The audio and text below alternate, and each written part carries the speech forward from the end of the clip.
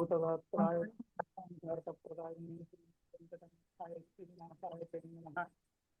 नमस्ते प्राणेश प्रणत विभवाय नमस्वामन् राम प्रियतम हनुमन् गुरुगुण नमस्तु भीम प्रबलतम कृष्णेश भगवन् श्रीमन्मो वेदया राघवेन्द्राय सत्यधर्मरताय भूतां कल्पवृक्षाय दुर्वाधिद्वान्दरवये वैष्णवेन्दीवरेन्दवे श्रीराघवेन्द्र गुरवे नमो अत्यंत दयाळवे। हरि ओम श्री गुरुभ्यो नमः परमगुरुभ्यो नमः श्रीमदानंदतीर्थ भगवत्पादाचार्य गुरुभ्यो नमः इष्टदेवताभ्यो नमः कुलदेवताभ्यो नमः ग्रामदेवताभ्यो नमः योऽन्तः प्रविश्य मम वाचैमां प्रसुप्त सञ्जीवयत्यखिलशक्तिधरस्वधाम्ना हस्तचरणश्रवणत्वगादीन् प्राणान् नमो भगवते पुरुषाय तुभ्यं। नमोऽस्तु तात्विका देवा विष्णुभक्तिपरायणा धर्ममार्गे प्रेरयन्तु भवन्तः सर्व एव हि। जयति हरिरचिन्तयः सर्वदेवैकवन्द्यः परमगुरुरभीष्टावाप्तिलः सज्जनानां निखिलगुणगणार्णो नित्यनिर्मुक्तदोषः सरसिजनयनोऽसौ श्रीपतिर्मानदोलः। जयति हरिरचिन्तयः सर्वदेवैकवन्द्यः परमगुरुरभीष्टावाप्तिलः सज्जनानां निखिलगुणगणार्णो नित्यनिर्मुक्तदोषः सरसिजनयनोऽसौ श्रीपतिर्मानदोलः। यत्पदं वेद संवेद्यं कटाक्षेणापि वीक्षितुं न क्षमन्ते यस्य तमुपासे श्रियः पतिं मयि स्थितो मदङ्गेषु स्वतन्त्रो व्याप्तवान् हरिः। स विष्णुश्च स्वतन्त्रं मां स्वेच्छया वर्तयत्यजः। स्वात्मनस्य तस्य पूजा स्युः मनोवाक्कायवृत्तयः। ममैताः इति कर्तारम् उद्देश्यञ्चं हरिं स्मरेत्। विश्वस्थितिप्रलयसर्गमहाविभूति वृत्तिप्रकाशनियमावृत्तिबन्धमोक्ष यस्या अपाङ्गलवमात्रत ऊर्जिता सा श्रीः यत्कटाक्षबलवती अजितं नमामि। बुद्धिर्बलं यशोधैर्यं निर्भयत्वमरोग्यताम् अजाड्यं वाक्पटुत्वञ्च हनुमस्मरणात् भवेत्। तत्त्वज्ञान विष्णुभक्ति धैर्य स्थैर्य लाघे चैव प्रलापस्य च वर्जने भीमसेन समो नास्ति। सेनयोरुभयोरपि पाण्डित्ये च पटुत्वे शूरत्वबलेऽपि च व्यासाय भवनाशाय श्रीशाय गणराशये हृद्याय शुद्धविद्याय मध्वाय च नमो नमः। अपादमौलिपर्यन्तं गुरूणामाकृतिं स्मरेत् तेन विघ्नाः प्रणश्यन्ति सिद्ध्यन्ति मनोरथाः।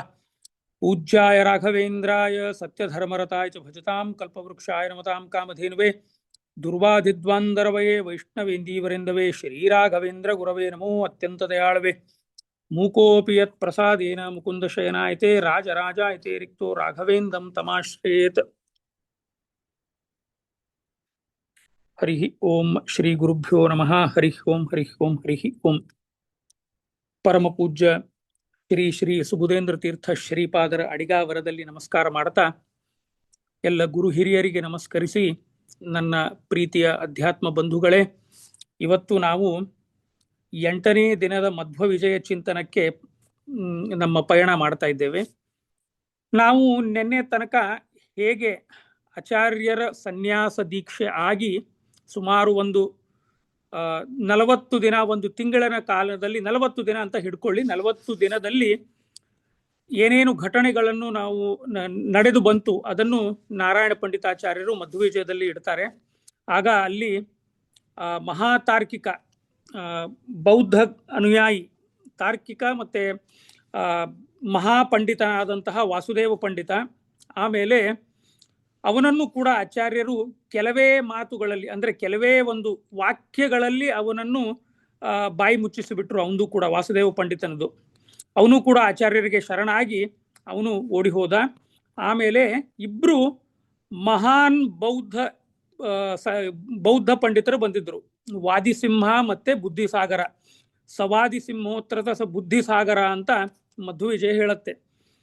ಈ ಅಂತಂದ್ರೆ ನಾರಾಯಣ ಪಂಡಿತಾಚಾರ್ಯರು ಹೇಗೆ ಅಲ್ಲಿ ಹೇಳ್ತಾರಂತಂದ್ರೆ, ಗಜಪ್ರಭಂಗ ಆಯಿತು ಅಂತಂದ್ರೆ ಈ ಮದ್ದಾನೆಗಳು ಅಂತ ಏನಿವೆ, ಇದು ವಾದಿಸಿಂಹ ಆಯಿತು, ಬುದ್ಧಿಸಾಗರ, ಈ ಮದ್ದಾನೆಗಳನ್ನು ಆಚಾರ್ಯರು ಒಂದು ಸಿಂಹದಂತೆ ಒಂದು ಗಜಪ್ರಭಂಗ ಯಾವಾಗಲೂ ಮಾಡೋದು ಸಿಂಹ. ಗಜಪ್ರಭಂಗ ಅಂತಂದ್ರೆ ಒಂದು ಆನೆಗಳ ಸಮುದಾಯ, ಮದ್ದಾನೆಗಳ ಸಮುದಾಯವನ್ನು ಅದನ್ನು ಭೇದ ಮಾಡಲಿಕ್ಕೆ ಕೇವಲ ಸಿಂಹ ಮಾತ್ರ ಮಾಡುತ್ತೆ, ಬೇರೆ ಯಾರಿಗೂ ಮಾಡ್ಲಿಕ್ಕಾಗಲ್ಲ. ಆನೆಗೆ ಇಷ್ಟು ಶಕ್ತಿ ಇದೆ ಅಂತಂದ್ರೆ ಒಂದೊಂದು ಸರ್ತಿ ಮಾವತನೂ ಕೂಡ ಆನೆ ಮುಂದೆ ಶರಣಾಗಬೇಕಾಗತ್ತೆ. ಅಂತಹ ಮದ್ದಾನೆಗಳನ್ನು ಗಜಪ್ರಭಂಗ ಮಾಡೋದು ಕೇವಲ ಸಿಂಹ ಮಾತ್ರ. ಸಿಂಹ ಗರ್ಜನೆಯಿಂದ ಅದು ಪ್ರಭಂಗ ಆಗತ್ತೆ, ಭಂಗ ಆಗತ್ತೆ. ಅಂತಹ ಒಂದು ಈ ಮದ್ದಾನೆಗಳೆಂಬ ಪಂಡಿತರು, ವಾದಿಸಿಂಹ ಮತ್ತೆ ಬುದ್ಧಿಸಾಗರರನ್ನು ಆಚಾರ್ಯರು ತಮ್ಮ ಒಂದು ಸಿಂಹ ಗರ್ಜನೆಯಿಂದ ಅವರನ್ನು ಕೂಡ ಸದೆಬಡಿಸಿದರು. ಅವರು ಸುಮಾರು 18 ವಿಕಲ್ಪಗಳು, ಜಗತ್ತ ಮಿಥ್ಯಾತ್ವವಾದವನ್ನು 18 ವಿಕಲ್ಪಗಳಲ್ಲಿ, ಅಂತಂದ್ರೆ 18 ಆಪ್ಷನ್ಸ್ ಮಾಡಿ ಮುಂದೆ ಇಟ್ಟುಬಿಡ್ತಾರೆ ತಾರ್ಕಿಕರು, ಲೊಜಿಷಿಯನ್ಸ್. ಆಗ ಏನಾಗತ್ತೆ ಅಂತಂದ್ರೆ ಅದನ್ನೇ ನೀವು ಲಾಜಿಕ್ನಿಂದನೇ ಹೊಡೆದು ಉರುಳಿಸ್ಬೇಕು ನೀವು. ಇಲ್ಲ ಅಂತಂದ್ರೆ ಅದು ನಮಗೆ ಬೂಮರಂಗ್ ಆಗತ್ತೆ. ಅದು ಅವರಿಗೆ ಲಾಜಿಕ್ ಮುಳ್ಳಿನಿಂದನೇ ತೆಗಿತಾ ಇರಬೇಕು. ಹಾಗೆ ಆಚಾರ್ಯರು ಕೆಲವು ತರ್ಕದಲ್ಲಿ ಅವರನ್ನು ಸೋಲಿಸಿದರು ಅಂತ ಹೇಳುತ್ತೆ. ಅದೇ ಆ ಒಂದು ಮುಂದುವರೆದ ಕಥಾಭಾಗ ನಾವು ಇವತ್ತು ನೋಡ್ಲಿಕ್ಕಿದೆ. ಮುಖ್ಯವಾಗಿ ಇಲ್ಲಿ ಆಚಾರ್ಯರು ಬಹಳ ಮಿತಭಾಷಿ, ಸ್ವಲ್ಪ ಮಾತಾಡ್ತಾರೆ, ಜಾಸ್ತಿ ಮಾತನಾಡ್ಲಿಕ್ಕೆ ಹೋಗಲ್ಲ. ಯಾಕೆ ಅಂತಂದ್ರೆ ಕೆಲವೊಂದು ಕಡೆ ಆಚಾರ್ಯ, ನಾನು ಏನ್ ಮಾಡ್ತೀನಿ ಅಂತಂದ್ರೆ ಒಂದು ಉದಾಹರಣೆ ಕೊಟ್ಟು ನಿಮ್ಮ ಮುಂದೆ ಹೇಳಲಿಕ್ಕೆ ಪ್ರಯತ್ನ ಪಡ್ತೇನೆ. 3 ಮತಾಚಾರ್ಯರನ್ನು ತಗೋರಿ, ಶಂಕರರು, ರಾಮಾನುಜರು ಮತ್ತೆ ಮಧ್ವರು. ಇವರು 3 ಮತಾಚಾರ್ಯರ ಬರಹಗಳ ಒಂದು ಕಾಂಟ್ರಾಸ್ಟ್ ನೋಡೋಣ ಅಂತೆ. ಒಂದು ಸ್ವಲ್ಪ ನಾವು ಆ 3 ಮತಾಚಾರ್ಯರ ಬರಹಗಳು ಹೇಗಿದೆ ಅಂತ ಹೇಳಿ ನಿಮ್ಮ ಮುಂದೆ ನಾನು ವಿಶ್ಲೇಷಣೆ ಮಾಡಲಿಕ್ಕೆ ಪ್ರಯತ್ನ ಪಡ್ತೇನೆ. ಮೊದಲು ಶಂಕರರ ಭಾಷ್ಯ ತಗೊಳ್ಳೋಣ. ಶಂಕರರ ಭಾಷ್ಯ ತುಂಬಾ ಲೂಸಿಡ್ ಆಗಿದೆ, ಅಂತಂದ್ರೆ ಇಟ್ ಈಸ್ ಲೂಸಿಡ್ಲಿ ಆರ್ಗನೈಸ್ಡ್ ಭಾಷ್ಯ. ತುಂಬಾ ಆಳವಾದಂತಹ ತರ್ಕಗಳು, ಡೀಪ್ ಲಾಜಿಕ್ ಅಂಡ್ ಐಡಿಯಾಸ್. ಆಮೇಲೆ ಅವರು ತುಂಬಾ ಎಕ್ಸ್ಪ್ರೆಷನ್ಸ್ ಹಾಕ್ತಾರೆ ಬರಿಬೇಕಾದ್ರೆ. ಅವರು ಗ್ರಂಥ ಅಂತಂದ್ರೆ ಸುಮಾರು ಒಂದು ಅಥಾತೋ ಬ್ರಹ್ಮ ಜಿಜ್ಞಾಸ ಜನ್ಮಾದ್ಯಸ್ಯ ಯತಃ ಅಂತ ಒಂದು ಸೂತ್ರ ಇದೆ, ಉದಾಹರಣೆ ಕೊಡ್ತಾ ಇದ್ದೀನಿ. ಆ ಸೂತ್ರಕ್ಕೆ ಅವರು ವಿಪರೀತವಾದಂತಹ ಲಾಜಿಕ್ ಹಾಕಿ ಅದನ್ನ ಎಳ್ಕೊಂಡು ಹೋಗ್ತಾರೆ. ಅಂತಂದ್ರೆ ಭಾಷೆ ತುಂಬಾ ಚೆನ್ನಾಗಿದೆ, ಇಲ್ಲ ಅಂತ ಹೇಳ್ತಾ ಇಲ್ಲ ನಾನು ಭಾಷೆಯ ಬಗ್ಗೆ ಯಾವುದೇ 2 ಮಾತಾಡ್ತಾ ಇಲ್ಲ. ಭಾಷೆ ತುಂಬಾ ಅದ್ಭುತ, ತುಂಬಾ ಸುಂದರವಾಗಿದೆ. ಆದರೆ ನಮಗೆ ಅಷ್ಟು ಭಾಷಾ ಚಾಪಲ್ಯದಿಂದ ಅದನ್ನ ಬರೆಯೋ ಅಗತ್ಯ ಇಲ್ಲ. ಅಂತಂದ್ರೆ ನಾವು ಆಚಾರ್ಯರ ಒಂದು ಭಾಷೆಯಲ್ಲಿ ನೋಡಿದಾಗ ನಿಮಗೆ ಗೊತ್ತಾಗತ್ತೆ. ಅಂತಂದ್ರೆ ಏನಾಗತ್ತೆ ಅಂತಂದ್ರೆ ಕೆಲವೊಂದು ಕಡೆ ತುಂಬಾ ಎಕ್ಸ್ಪ್ರೆಷನ್ಸ್ ತುಂಬಾ ಕ್ಲಿಯರ್ ಆಗಿರುತ್ತೆ ಶಂಕರರ ಭಾಷ್ಯದಲ್ಲಿ, ಬಟ್ ಎಲ್ಲೋ ಒಂದು ಕಡೆ ಒಂದು ಆಂಬಿಗ್ಯೂಟಿ ಬಂದ್ಬಿಡತ್ತೆ. ನಿಮಗೆ ಒಂದು ಉದಾಹರಣೆ ಕೊಡ್ತೀನಿ. ಈಗ ಶಂಕರರು ಈಶ್ವರ ಶಬ್ದಕ್ಕೆ ನಾರಾಯಣ ಶೂಲ ಇತ್ಯರ್ಥಂ ಅಂತ ಗೀತಾ ಭಾಷ್ಯದಲ್ಲಿ ವ್ಯಾಖ್ಯಾನ ಮಾಡ್ತಾರೆ ಶಂಕರರು. ಅದೇ ಶಂಕರರು ಏನು ಹೇಳ್ತಾರೆ ಅಂತಂದ್ರೆ ದೇವರು ದೊಡ್ಡವನಲ್ಲ, ಅಹಂ ಬ್ರಹ್ಮಾಸ್ಮಿ ಆಗಿ ನಾವೆಲ್ಲರೂ ಮುಂದೆ ಒಂದೇ ಆಗಿಬಿಡ್ತೇವೆ ಅಂತ ಒಂದು ಕಡೆ ಹೇಳ್ತಾರೆ. ಅಂತಂದ್ರೆ ಶಂಕರರಿಗೆ ಎಲ್ಲೋ ಒಂದು ಕಡೆ ಬೌದ್ಧ ಮತದ ಬೌದ್ಧ ಮತದ ಇನ್ಫ್ಲೂಯೆನ್ಸ್ ತುಂಬಾ ಇತ್ತು ಅಂತ ಗೊತ್ತಾಗತ್ತೆ. ನೀವು ಶಂಕರರ ಗ್ರಂಥ ಅವಲೋಕನ ಮಾಡಿದಾಗ ಅದು ನಿಮಗೇ ಅನಿಸುತ್ತೆ. ಅದರಲ್ಲಿ ನಾನೇನು ಯಾವ ಮೊದಲೇ ಮಾತಾಗಿ ನಾನು ಎಲ್ಲರ ಮುಂದೆ ನಾನು ಅದನ್ನ ನಿವೇದಿಸ್ಕೊಳ್ತೇನೆ. ಯಾವ ಮತಾಚಾರ್ಯರಿಗೂ ನಾನು ಏನು ಮಾತಾಡ್ತಾ ಇಲ್ಲ. ಅಂದ್ರೆ ಯಾವ ಮತಾಚಾರ್ಯರಿಗೆ ಮಾತಾಡುವಷ್ಟು ದೊಡ್ಡ ಮನುಷ್ಯ ನಾನಲ್ಲ. ನಾನು ನಿಮ್ಮ ಮುಂದೆ ಒಂದು ಕಾಂಟ್ರಾಸ್ಟ್ ಇಡ್ತಾ ಇದ್ದೀನಿ. ಅವರ ಭಾಷ್ಯಗಳ ಒಂದು student of philosophy student of history ಬಗ್ಗೆ ಮಾತಾಡಬೇಕಾದ್ರೆ ನಾನು ಅದರ ಬಗ್ಗೆ ನನ್ನ ಅಭಿಪ್ರಾಯವನ್ನು ವ್ಯಕ್ತಪಡಿಸ್ತಾ ಇದ್ದೀನಿ. ಆದರೆ ಯಾರಿಗೂ ನಾನು ಅವರವರ ಮತಗಳನ್ನು ಅವರು ಅನ್ಯಾಯ ಮಾಡುವವರಿಗೆ ನಾನು ಧಕ್ಕೆ ಮಾಡ್ತಾ ಇಲ್ಲ. ಅದನ್ನ ಮಾತ್ರ ದಯವಿಟ್ಟು ಎಲ್ಲರೂ ತಿಳ್ಕೋಬೇಕು. ಆಮೇಲೆ ಶಂಕರರು ತುಂಬಾ ಲಾಜಿಕ್ಗಳು ಹಾಕಿದಾಗ ಮನುಷ್ಯನಿಗೆ, ನಾನು ನೆನ್ನೆ ಹೇಳಿದೆ, ತರ್ಕದಿಂದ ನಾವು ಏನನ್ನೂ ಪ್ರೂವ್ ಮಾಡ್ಲಿಕ್ಕೆ ಆಗಲ್ಲ. ಇಲ್ಲಿ ಕೇವಲ ಶಾಸ್ತ್ರದಲ್ಲಿ ಅನುಭವನೇ ಮುಖ್ಯ ಆಗಿಬಿಡತ್ತೆ. ಆಮೇಲೆ ಅವ್ರು ಎಲ್ಲೋ ಒಂದು ಕಡೆ ಬೌದ್ಧರ ಒಂದು ಇನ್ಫ್ಲೂಯೆನ್ಸ್ ಇಂದ ಇದು ಜಗತ್ತೆಲ್ಲ ಮಾಯೆ ಅಂತ ಹೇಳಲಿಕ್ಕೆ ಶುರು ಮಾಡ್ತಾರೆ. ಅಲ್ಲೇ ಆಂಬಿಗ್ಯೂಟಿ ಇದೆ ಶಂಕರರ ಭಾಷ್ಯದಲ್ಲಿ. ಇನ್ನ ರಾಮಾನುಜರ ಭಾಷ್ಯವನ್ನು ತಗೊಳ್ಳೋಣ. ರಾಮಾನುಜರ ಭಾಷ್ಯ ತುಂಬಾ ಬೊಂಬಾಸ್ಟಿಕ್ ಆಗಿದೆ ಅಂತ ಹೇಳ್ತಾರೆ. ಅಂತಂದ್ರೆ ಯಾರು ಆ ಲಿಟ್ರೇಚರ್ ಅದ್ರ ಬಗ್ಗೆ ಮಾತಾಡೋರು ತಜ್ಞರು ಹೇಳ್ತಾರೆ ಅವರ ಭಾಷ್ಯ ತುಂಬಾ ಬೊಂಬಾಸ್ಟಿಕ್ ಆಗಿದೆ. ಅಂತಂದ್ರೆ ತುಂಬಾ ಗ್ರ್ಯಾಂಡ್ಯೂರ್, ಹೆವಿ ಎಲಾಬರೇಷನ್. ಆಮೇಲೆ ರಾಮಾನುಜರ ಒಂದೊಂದು sentence they are very rhetorically rich in nature ಅಂತ ಹೇಳ್ತಾರೆ. ಆಮೇಲೆ ತುಂಬಾ ಲಾಂಗ್ ರೋಲಿಂಗ್ ಸೆಂಟೆನ್ಸಸ್.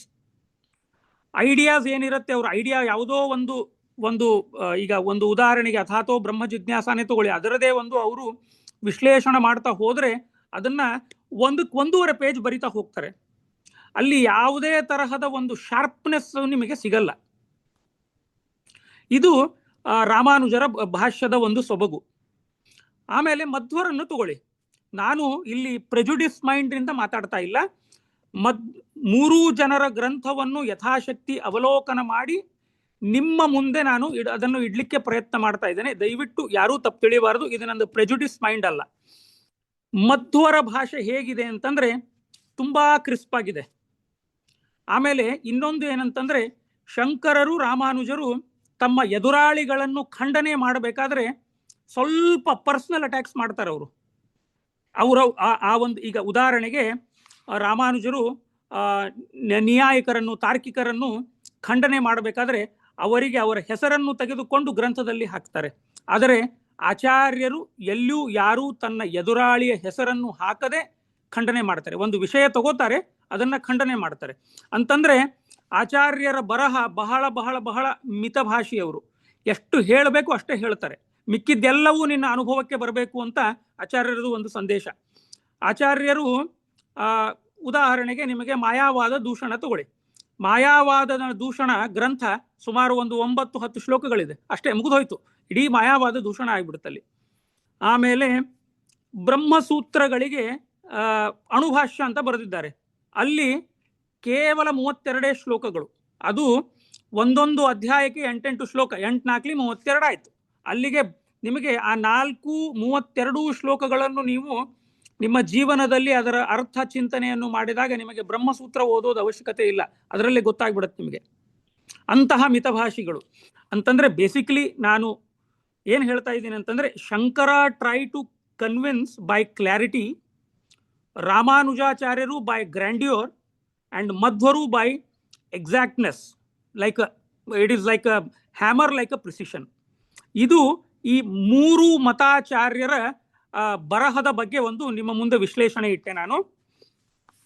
ಆಗ ಆಚಾರ್ಯರು ನಾನು ಹೇಳಿದ ಹಾಗೆ ಅವರು ಜಾಸ್ತಿ ವಿಕಲ್ಪಗಳನ್ನು ಮಾಡ್ತಾ ಹೋಗಲ್ಲ. ಅವನು ಏನು ವಾದಿಸಿಂಹ, ಬುದ್ಧಿಸಾಗರ ಅವರೇನು ಬಂದಿದ್ರು, ಅವರು ಆ 18 ವಿಕಲ್ಪಗಳನ್ನು ಕೆಲವು ವಿಕಲ್ಪಗಳಲ್ಲಿ ಆಚಾರ್ಯರು ಖಂಡನೆ ಮಾಡಿ ಅವರನ್ನು ಬಾಯಿ ಮುಚ್ಚಿಸಿದ್ರು. ಇನ್ನೊಂದು ಮಾತು, ಇನ್ನೊಂದು ಪ್ರಶ್ನೆ ಕೇಳುತ್ತಾನ ಅವನು, ಜ್ಞಾನತ್ವಂ ನಾಮ ಕಿಂ ಅಂತಂದ್ರೆ ಮುಖ್ಯವಾಗಿ ಜ್ಞಾನ ಅಂತಂದ್ರೆ ಏನು, ಅದನ್ನ ಲಾಜಿಕಲ್ ಕ್ಲಾರಿಫಿಕೇಶನ್ ಅಥವಾ ಕಾನ್ಸೆಪ್ಚುವಲ್ ರಿಫೈನ್ಮೆಂಟ್ ಮಾಡಿ ಅವನು ವಿಕಲ್ಪಗಳು ಮಾಡ್ತಾ ಕೂತ್ಕೋತಾನೆ. ಅಂತಂದ್ರೆ ಮುಖ್ಯವಾಗಿ ಅಲ್ಲಿ ಪರಿಷ್ಕಾರ ಅಂತ ಹೇಳ್ತಾರೆ. ಪರಿಷ್ಕಾರ ಅಂತಂದ್ರೆ ಒಂದು ವಿಷಯ ನಾನು ಸ್ವಲ್ಪ ನಿಧಾನಕ್ಕೆ ಹೇಳ್ತೀನಿ ಇವತ್ತು. ಒಂದು ವಿಷಯ ತಗೋತಾರೆ, ಜ್ಞಾನತ್ವಂ ನಾಮ ಕಿಂ ಅಂತ ಒಂದು ಪ್ರಶ್ನೆ ಇದೆ. ಜ್ಞಾನ ಅಂದರೆ ಏನು ಅನ್ನೋ ಪ್ರಶ್ನೆಗೆ ಬೌದ್ಧರು ಮತ್ತೆ ನ್ಯಾಯಿಕರು ಏನು ಮಾಡ್ತಾರಂತಂದ್ರೆ ಅದನ್ನ ಪರಿಷ್ಕಾರ ಮಾಡ್ತಾರೆ. ಪರಿಷ್ಕಾರ ಅಂತಂದ್ರೆ ಏನು? ಪರಿಷ್ಕಾರ ಅಂತಂದ್ರೆ logical clarification or conceptual refinement. Kannada ಭಾಷೆಯಲ್ಲಿ ಹೇಳಬೇಕು ಅಂತಂದ್ರೆ ಶುದ್ಧೀಕರಣ ಮಾಡೋದು ಅಥವಾ ಸ್ಪಷ್ಟೀಕರಣ ಮಾಡೋದು. ಇನ್ನೂ ಆಡು ಭಾಷೆಯಲ್ಲಿ ಹೇಳಬೇಕು ಅಂತಂದ್ರೆ ಹೇಳ್ತಾರಲ್ಲ, ಮೆರಗು ಕೊಡೋದು ಅಂತ, ಪಾಲಿಶಿಂಗ್ ಮಾಡೋದು ಅಂತ. ಒಂದೇ ಒಂದು ಪ್ರಶ್ನೆಯನ್ನು ತಗೊಂಡು ಪರಿಷ್ಕಾರ ಅಂತಂದ್ರೆ ಅದನ್ನ ಪಾಲಿಶ್ ಮಾಡಿ ಮಾಡಿ ಮಾಡಿ ಮಾಡಿ ನಿಮ್ಮ ಮುಂದೆ ಇಡ್ಲಿಕ್ಕೆ ಪ್ರಯತ್ನ ಮಾಡ್ತಾರೆ. ಅಂತಂದ್ರೆ ಮುಖ್ಯವಾಗಿ ತಾರ್ಕಿಕರಲ್ಲಿ, ಲೊಜಿಷಿಯನ್ಸ್ ಅಲ್ಲಿ ಇದು ಪರಿಷ್ಕಾರ ಮಾಡೋದು ಒಂದು ಟೆಕ್ನಿಕ್ ಆಗಿತ್ತು. ಇದೊಂದು ಲಾಜಿಕಲ್ ಟೆಕ್ನಿಕ್ ಇದು. ಅಂತಂದ್ರೆ ನಿಮ್ಮ ಕೈಕಾಲು ತಪ್ಪಿಸ್ಲಿಕ್ಕೆ ಬೇಕಾದಂತಹ ಒಂದು ಇದು ಟೆಕ್ನಿಕ್ ಇದು. ಆಚಾರ್ಯರು ಏನ್ ಮಾಡ್ತಾರೆ, ಅವರು ಪರಿಷ್ಕಾರ ಮಾಡಬಹುದಿತ್ತು, ಆದರೆ ಅವರು ಪರಿಷ್ಕಾರವೇ ಮಾಡಲಿಲ್ಲ. ಮೊದಲೇ ಪ್ರಶ್ನೆ ಕೇಳಿದ್ದು ಅವರಿಷ್ಟೇ, ನಿನಗೆ ಜ್ಞಾನ ಇದ್ದರೆ ನೀನು ವಾದ ಮಾಡು, ನಿನಗೆ ಜ್ಞಾನ ಇಲ್ಲ ಅಂತಂದ್ರೆ ನಿನ್ನ ಜೊತೆ ವಾದ ಮಾಡಿ ಏನಾಗೋದಿದೆ, ದಯಮಾಡಿಸು ಅಂತ ಹೇಳ್ತಾರೆ. ಜ್ಞಾನ ಇದ್ದವರ ಜೊತೆ ನಾವು ವಾದ ಮಾಡಬೇಕು, ಜ್ಞಾನವೇ ಇಲ್ಲದೆ ಇದ್ದವರ ಜೊತೆ ವಾದ ಮಾಡಿ ಏನು ಪ್ರಯೋಜನ ಅಂತ ಹೇಳಿದಾಗ ಆ ವಾದಿಸಿಂಹ ಮತ್ತೆ ಬುದ್ಧಿಸಾಗರ ಇಬ್ರು ಮತ್ತೆ ಇನ್ನೇನು ಮಾಡುವುದು, ಇನ್ನು ವ್ಯಾಖ್ಯಾರ್ಥ ಮಾಡಲಿಕ್ಕೆ ನಮ್ಮ ಹತ್ರ ಯಾವುದೇ ತರಹದ ಒಂದು ಪ್ರಶ್ನೆಗಳಿಲ್ಲ. ಆಚಾರ್ಯರು ಎಲ್ಲಾ ಪ್ರಶ್ನೆಗೂ ಕೆಲವೇ ಮಾತುಗಳಲ್ಲಿ ಉತ್ತರ ಕೊಟ್ಬಿಟ್ರು. ಇನ್ನು ನಮ್ಮ ಹತ್ರ ಯಾವುದೂ ಮಾತನಾಡ್ಲಿಕ್ಕಿಲ್ಲ ಅಂತ ಹೇಳಿ ಇಬ್ರು ವಾದಿಸಿಂಹ ಮತ್ತೆ ಬುದ್ಧಿಸಾಗರ ಏನ್ ಮಾಡ್ತಾರಂತಂದ್ರೆ, ಆಯ್ತು ನಾವು ನಿಮ್ಮನ್ನ ಮತ್ತೆ ನಾಳೆ ಭೇಟಿ ಮಾಡ್ತೀವಿ, ಇವತ್ತಿಗೆ ಸಾಕು, ಇನ್ನು ನಾಳೆ ಭೇಟಿ ಮಾಡ್ತೀವಿ ಅಂತ ಹೇಳ್ತಾರೆ. ಆಗ ಆಚಾರ್ಯರು ಹೇಳ್ತಾರೆ, ನಾಳೆ ಯಾಕೆ ಮಾಡಬೇಕು, ಇವತ್ತೇ ಮುಗಿಸಿ ಹೊರಟುಬಿಡಿ ನೀವು, ನಾಳೆ ಯಾಕೆ ಅಂತ ಕೇಳಿದಾಗ ಆಗ ಅವ್ರ ಹತ್ರ ಏನೂ ಉತ್ತರ ಇರಲಿಲ್ಲ. ಅಂತಂದ್ರೆ ಉದಾಹರಣೆಗೆ ಈಗ ಕೋರ್ಟ್ಗಳಲ್ಲಿ ಡಿಫೆನ್ಸ್ ಲಾಯರ್ಸ್ ಇರ್ತಾರೆ, ಯಾವುದೋ ಒಂದು ಅವರಿಗೆ ಆರ್ಗ್ಯುಮೆಂಟ್ ಮಾಡ್ಲಿಕ್ಕಾಗಲ್ಲ, ಕೋರ್ಟ್ ಅಡ್ಜಸ್ಟ್ಮೆಂಟ್ ಮಾಡಿಬಿಡಿ ಅಂತ ಹೇಳ್ತಾರೆ, ಬೇರೆ ತಾರೀಖು ತಗೊಳ್ಳೋದು, ತಾರೀಖ್ ಪೇ ತಾರೀಖ್ ಅಂತ ಹೇಳ್ತಾರಲ್ಲ ಹಾಗೆ. ಅಂದ್ರೆ ಬೇರೆ ತಾರೀಖು ತಗೊಳ್ಳೋದು, ಬೇರೆ ಡೇಟ್ಗಳು ತಗೊಳ್ಳೋದು, ಅಡ್ಜಸ್ಟ್ಮೆಂಟ್ ಮಾಡ್ತಾ ಹೋಗೋದು. ಅಂತಂದ್ರೆ ಆ ಯಾವುದೇ ತರಹದ ವಾದಗಳು ನಮ್ಮ ಮುಂದೆ ಅವರು ಇಡ್ಲಿಲ್ಲ ಅಂತಂದ್ರೆ ಆಗ ಇದು ತಪ್ಪಿಸಿಕೊಳ್ಳಲಿಕ್ಕೆ ಮಾಡುವಂತಹ ಪ್ರಯತ್ನ. ಆಗ ಅವರಿಬ್ರು ವಾದಿಸಿಂಹ ಮತ್ತೆ ಬುದ್ಧಿಸಾಗರ ಸಭಾತ್ಯಾಗ ಮಾಡಿ ಹೊರಟು ಬಿಟ್ರು. ಸಭಾತ್ಯಾಗ ಮಾಡಿ ಹೊರಟು ರಾತ್ರೋರಾತ್ರಿ ಅವರು ಪಲಾಯನ ಮಾಡಿದ್ರು. ನಾರಾಯಣ ಪಂಡಿತಾಚಾರ್ಯರು ಹೇಳ್ತಾರೆ, ಸನಿಶ್ಚಯ ಕಯೋಪಿ ನಿಶಾಪಲಾಯನಾಯತ ಅಂತ. ಸನಿಶ್ಚಕಾಯಯೋ ಅಪಿ ನಿಶಾಪಲಾಯನಾಯತ ಅಂತಂದ್ರೆ ರಾತ್ರೋರಾತ್ರಿ ಅವರು ಪಲಾಯನ ಮಾಡಿ ಹೋಗ್ಬಿಟ್ರು. ಅಲ್ಲಿ ಇಡೀ ಜಗತ್ತಿನಲ್ಲೇ ಎಲ್ಲಾ ಕಡೆ ದಿಗ್ವಿಜಯ ಬಾರಿಸಿದಂತಹ ವಾದಿಸಿಂಹ ಮತ್ತೆ ಬುದ್ಧಿಸಾಗರ ಆಚಾರ್ಯರ ಮುಂದೆ ಸೋತು ಹೋದ. ಅವರು ಆಗ ಅಲ್ಲಿನ ಜನರು ಆಚಾರ್ಯರ ಈ ಒಂದು ಪ್ರತಿಭೆಗೆ ಒಂದು ಬಹಳ ಖುಷಿಯಾಗಿ ಬಿಡುತ್ತಂತೆ ಎಲ್ರಿಗೂ. ಇಡೀ ಭಾರತದಲ್ಲೇ ಅವರು ಗೆದ್ದು ಬಂದಿದ್ರು, ಇಬ್ರು ಜಯಪತ್ರ ಹಿಡ್ಕೊಂಡು ಬಂದಿದ್ರು. ಬಟ್ ಆಚಾರ್ಯದಲ್ಲಿ ಕ್ಷಣ ಮಾತ್ರದಲ್ಲಿ ಅವರನ್ನು ಸೋಲಿಸಿ ಅವರ ವಾದವನ್ನು ನಿರ್ವಾದ ಮಾಡಿ ಅವರಿಗೆ ಕಳಿಸ್ಬಿಟ್ರು. ಆಗ ಆಚಾರ್ಯ ಸ್ವಲ್ಪ ಕಾಲ ಅಲ್ಲೇ ಇದ್ರು, ಅಚ್ಯುತ ಪ್ರಜ್ಞರ ಹತ್ರನೇ ಇದ್ರು. ಯಾಕೆ ಅಂತಂದ್ರೆ ಎಲ್ಲ ಆಚಾರ್ಯರು ಆಗ ಒಂದು ಯೋಚನೆ ಮಾಡಿದ್ರಂತೆ, ನಾನು ಇಲ್ಲೇ ಉಡುಪಿಯಲ್ಲೇ ಕೂತು ನಾನು ಈ ನನ್ನ ತತ್ವವಾದ ಸಿದ್ಧಾಂತವನ್ನು ನಾನು ಪ್ರಚಾರ ಮಾಡ್ಲಿಕ್ಕಾಗಲ್ಲ, ಕೂತಲ್ಲೇ ಮಾಡ್ಲಿಕ್ಕಾಗಲ್ಲ. ನಾನು ಜಗತ್ತಿನಾದ್ಯಂತಹ ಅಂತಂದ್ರೆ ಈ ಭಾರತ ದೇಶದಾದ್ಯಂತಹ ನಾನು ಪ್ರಚಾರ ಮಾಡಬೇಕು ತತ್ವವಾದವನ್ನು. ಆಗ ಸುಮಾರು ಆಶ್ರಮ ಆದ 2-3 ವರ್ಷ ಆಚಾರ್ಯರು ಉಡುಪಿಯಲ್ಲೇ ಕಳೆದ್ರು. ಇನ್ನ ಮುಂದೆ ಹೀಗೆ ಕೂತ್ರೆ ಆಗಲ್ಲ, ಅಲ್ಲೇ ಪ್ರವಚನಾದಿಗಳನ್ನು ಮಾಡ್ತಾ ಇದ್ರು, ಅಲ್ಲೇ ಕೂಡ್ತಿದ್ರು. ಆಗ ಒಂದು ಯೋಚನೆ ಬಂತಂತೆ ಆಚಾರ್ಯರಿಗೆ, ಇನ್ನು ಇಲ್ಲಿ ಪಾಠ ಪ್ರವಚನ ಅಂತಂದ್ರೆ ಏನು ಆಚಾರ್ಯರದು? ಶಂಕರ ಭಾಷ್ಯವನ್ನೇ ಹಿಡಿದುಕೊಂಡು ಪಾಠ ಮಾಡೋರಂತೆ. ಅಂತಂದ್ರೆ ಶಂಕರ ಭಾಷ್ಯದಲ್ಲಿ ಏನೇನು ಆಂಬಿಗ್ಯುಟೀಸ್ ಇದೆ ಅದನ್ನ ಜನರಿಗೆ ಹೇಳ್ತಾ ಹೋದ್ರು ಶಂಕರ ಭಾಷ್ಯದಲ್ಲಿ. ಆಗ ಏನಾಯ್ತು ಅಂತಂದ್ರೆ, ಒಂದು ಮುಖ್ಯವಾಗಿ ಆಚಾರ್ಯರಿಗೆ ಶಂಕರ ಭಾಷ್ಯದ ಬಗ್ಗೆ ಅಂಧಾಭಿಮಾನವನ್ನು ಕಳಿಸಬೇಕಾಗಿತ್ತು, ಒಂದನೇದ್ದು. ಎರಡನೆಯದ್ದು, ಅದಕ್ಕೆ ಸೂತ್ರಕ್ಕೆ ಅನುಗುಣವಾಗಿ ಅರ್ಥ ಹಚ್ಚಬೇಕು. ಅಂತಂದ್ರೆ ಒಂದು ರೀತಿಯಿಂದ ಆಚಾರ್ಯರು ಮುಂದೆ ಭಾಷ್ಯ ಬರೆಯಲಿಕ್ಕೆ ಇದು ಪಂಚಾಂಗ. ಇದು ಅಂತಂದ್ರೆ ಸೂತ್ರ ಮತ್ತೆ ಬ್ರಹ್ಮಸೂತ್ರಗಳು ಮತ್ತೆ ಪುರಾಣಗಳು ಅವು ಎರಡೂ ಕೂಡ ಸಮನ್ವಯವನ್ನು ಮಾಡುವ ಒಂದು ಉದ್ದೇಶ ಆಚಾರ್ಯರದಿತ್ತು. ಆ ನಿಟ್ಟಿನಲ್ಲಿ ಈ ಶಂಕರ ಭಾಷ್ಯದಲ್ಲಿ ಏನೇನು ಆಂಬಿಗ್ಯುಟೀಸ್ ಇದೆ ಅದನ್ನೆಲ್ಲ ಹೇಳ್ತಾ ಹೋಗಿ ಅಂತಂದ್ರೆ ಮುಂದೆ ಆಚಾರ್ಯರ ಭಾಷ್ಯಕ್ಕೆ ಇದು ಒಂದು ಪಂಚಾಂಗ. ಒಂದು ಕಡೆ ಆಚಾರ್ಯರು ಸೂತ್ರಕ್ಕೆ ವಿಚಾರ ಮಾಡಿದರೆ ಸೂತ್ರ ಮತ್ತು ಭಾಷ್ಯ ಇವು ಎರಡೂ ಪರಸ್ಪರ ಸಂಬಂಧವೇ ಕಾಣ್ತಾ ಇರಲಿಲ್ಲಂತೆ ಆಗಿನ ಸಮಯದಲ್ಲಿ. ಸೂತ್ರಕ್ಕೆ ವಿರುದ್ಧವಾಗಿಯೇ ಭಾಷ್ಯ ಬರಿತಿದ್ರು, ಹಾಗೆ ಅನ್ವಯ ಮಾಡಿಕೊಂಡೇ ಅದನ್ನು ಮುಂದೆ ಸಾಗುತ್ತಾ ಇದ್ರು. ಅಂತಂದ್ರೆ ಸತ್ಯದ ಒಂದು ಅರ್ಥವೇ, ಸತ್ಯದ ದರ್ಶನದ ಅರ್ಥವೇ ಆ ಸೂತ್ರಗಳಲ್ಲಿ ಆಗ್ತಾ ಇರಲಿಲ್ಲ. ಜನರು ಇದನ್ನು ಮೆಚ್ಚಿಕೊಂಡು ಕೂತಿದ್ದೇ ಆಶ್ಚರ್ಯ ಅಂತ ಆಚಾರ್ಯರು ಹೇಳ್ತಾರೆ. ಇಷ್ಟುವರೆಗೆ ಇಲ್ಲಿವರೆಗೂ ಇದನ್ನು ಮೆಚ್ಚಿ ಕೂತ್ರಲ್ಲ ಜನರು, ಅವರಿಗೆ ನಾವು ಚಪ್ಪಾಳೆ ತಟ್ಟಬೇಕು, ಇದನ್ನೇ ಭಾರಿ ಸಿದ್ಧಾಂತ ಅಂತ ತಿಳಿದುಕೊಂಡು ಕೂತರು ಅಂತ ಆಚಾರ್ಯರು ಹೇಳ್ತಾರೆ. ಒಂದು ಮಾತು ಹೇಳಬೇಕು ಬ್ರಹ್ಮಸೂತ್ರಗಳ ಬಗ್ಗೆ. ಶಂಕರರ ಭಾಷ್ಯ, ಶಂಕರರ ಸೂತ್ರಕ್ಕೆ ಭಾಷ್ಯವನ್ನು ಅಂತಂದ್ರೆ ಶಂಕರಾಚಾರ್ಯರ ಜೊತೆ ಅವರ ಸಹಪಾಠಿ ಗೆಳೆಯ ಒಬ್ಬ ಇದ್ದ ಭಾಸ್ಕರಾಚಾರ್ಯರಂತೂ, ಇದು ನಮಗೆ ಯಾವ ಶಂಕರ ವಿಜಯ ಮತ್ತೆ ಯಾವ ಇತಿಹಾಸಕಾರ ಎಲ್ಲೂ ಹೇಳಲಿಲ್ಲ, ಇದು ಕೇವಲ ಮಧ್ವ ವಿಜಯದಲ್ಲಿ ಬಂದಿದ್ದು. ಶಂಕರಾಚಾರ್ಯರ ಸಹಪಾಠಿಯಾದ ಭಾಸ್ಕರಾಚಾರ್ಯ ಅವರಿಬ್ರು ಏನ್ ಮಾಡಿದ್ರು ಅಂತಂದ್ರೆ, ಭಾಸ್ಕರಾಚಾರ್ಯರು ಮತ್ತು ಶಂಕರಾಚಾರ್ಯರು ಸಹಪಾಠಿ ಗೆಳೆಯರು. ಆಮೇಲೆ ಬ್ರಹ್ಮದತ್ತರ ಹತ್ರ ಇಬ್ರು ಸೂತ್ರ ಪಾಠ ಕೇಳಿದ್ರು.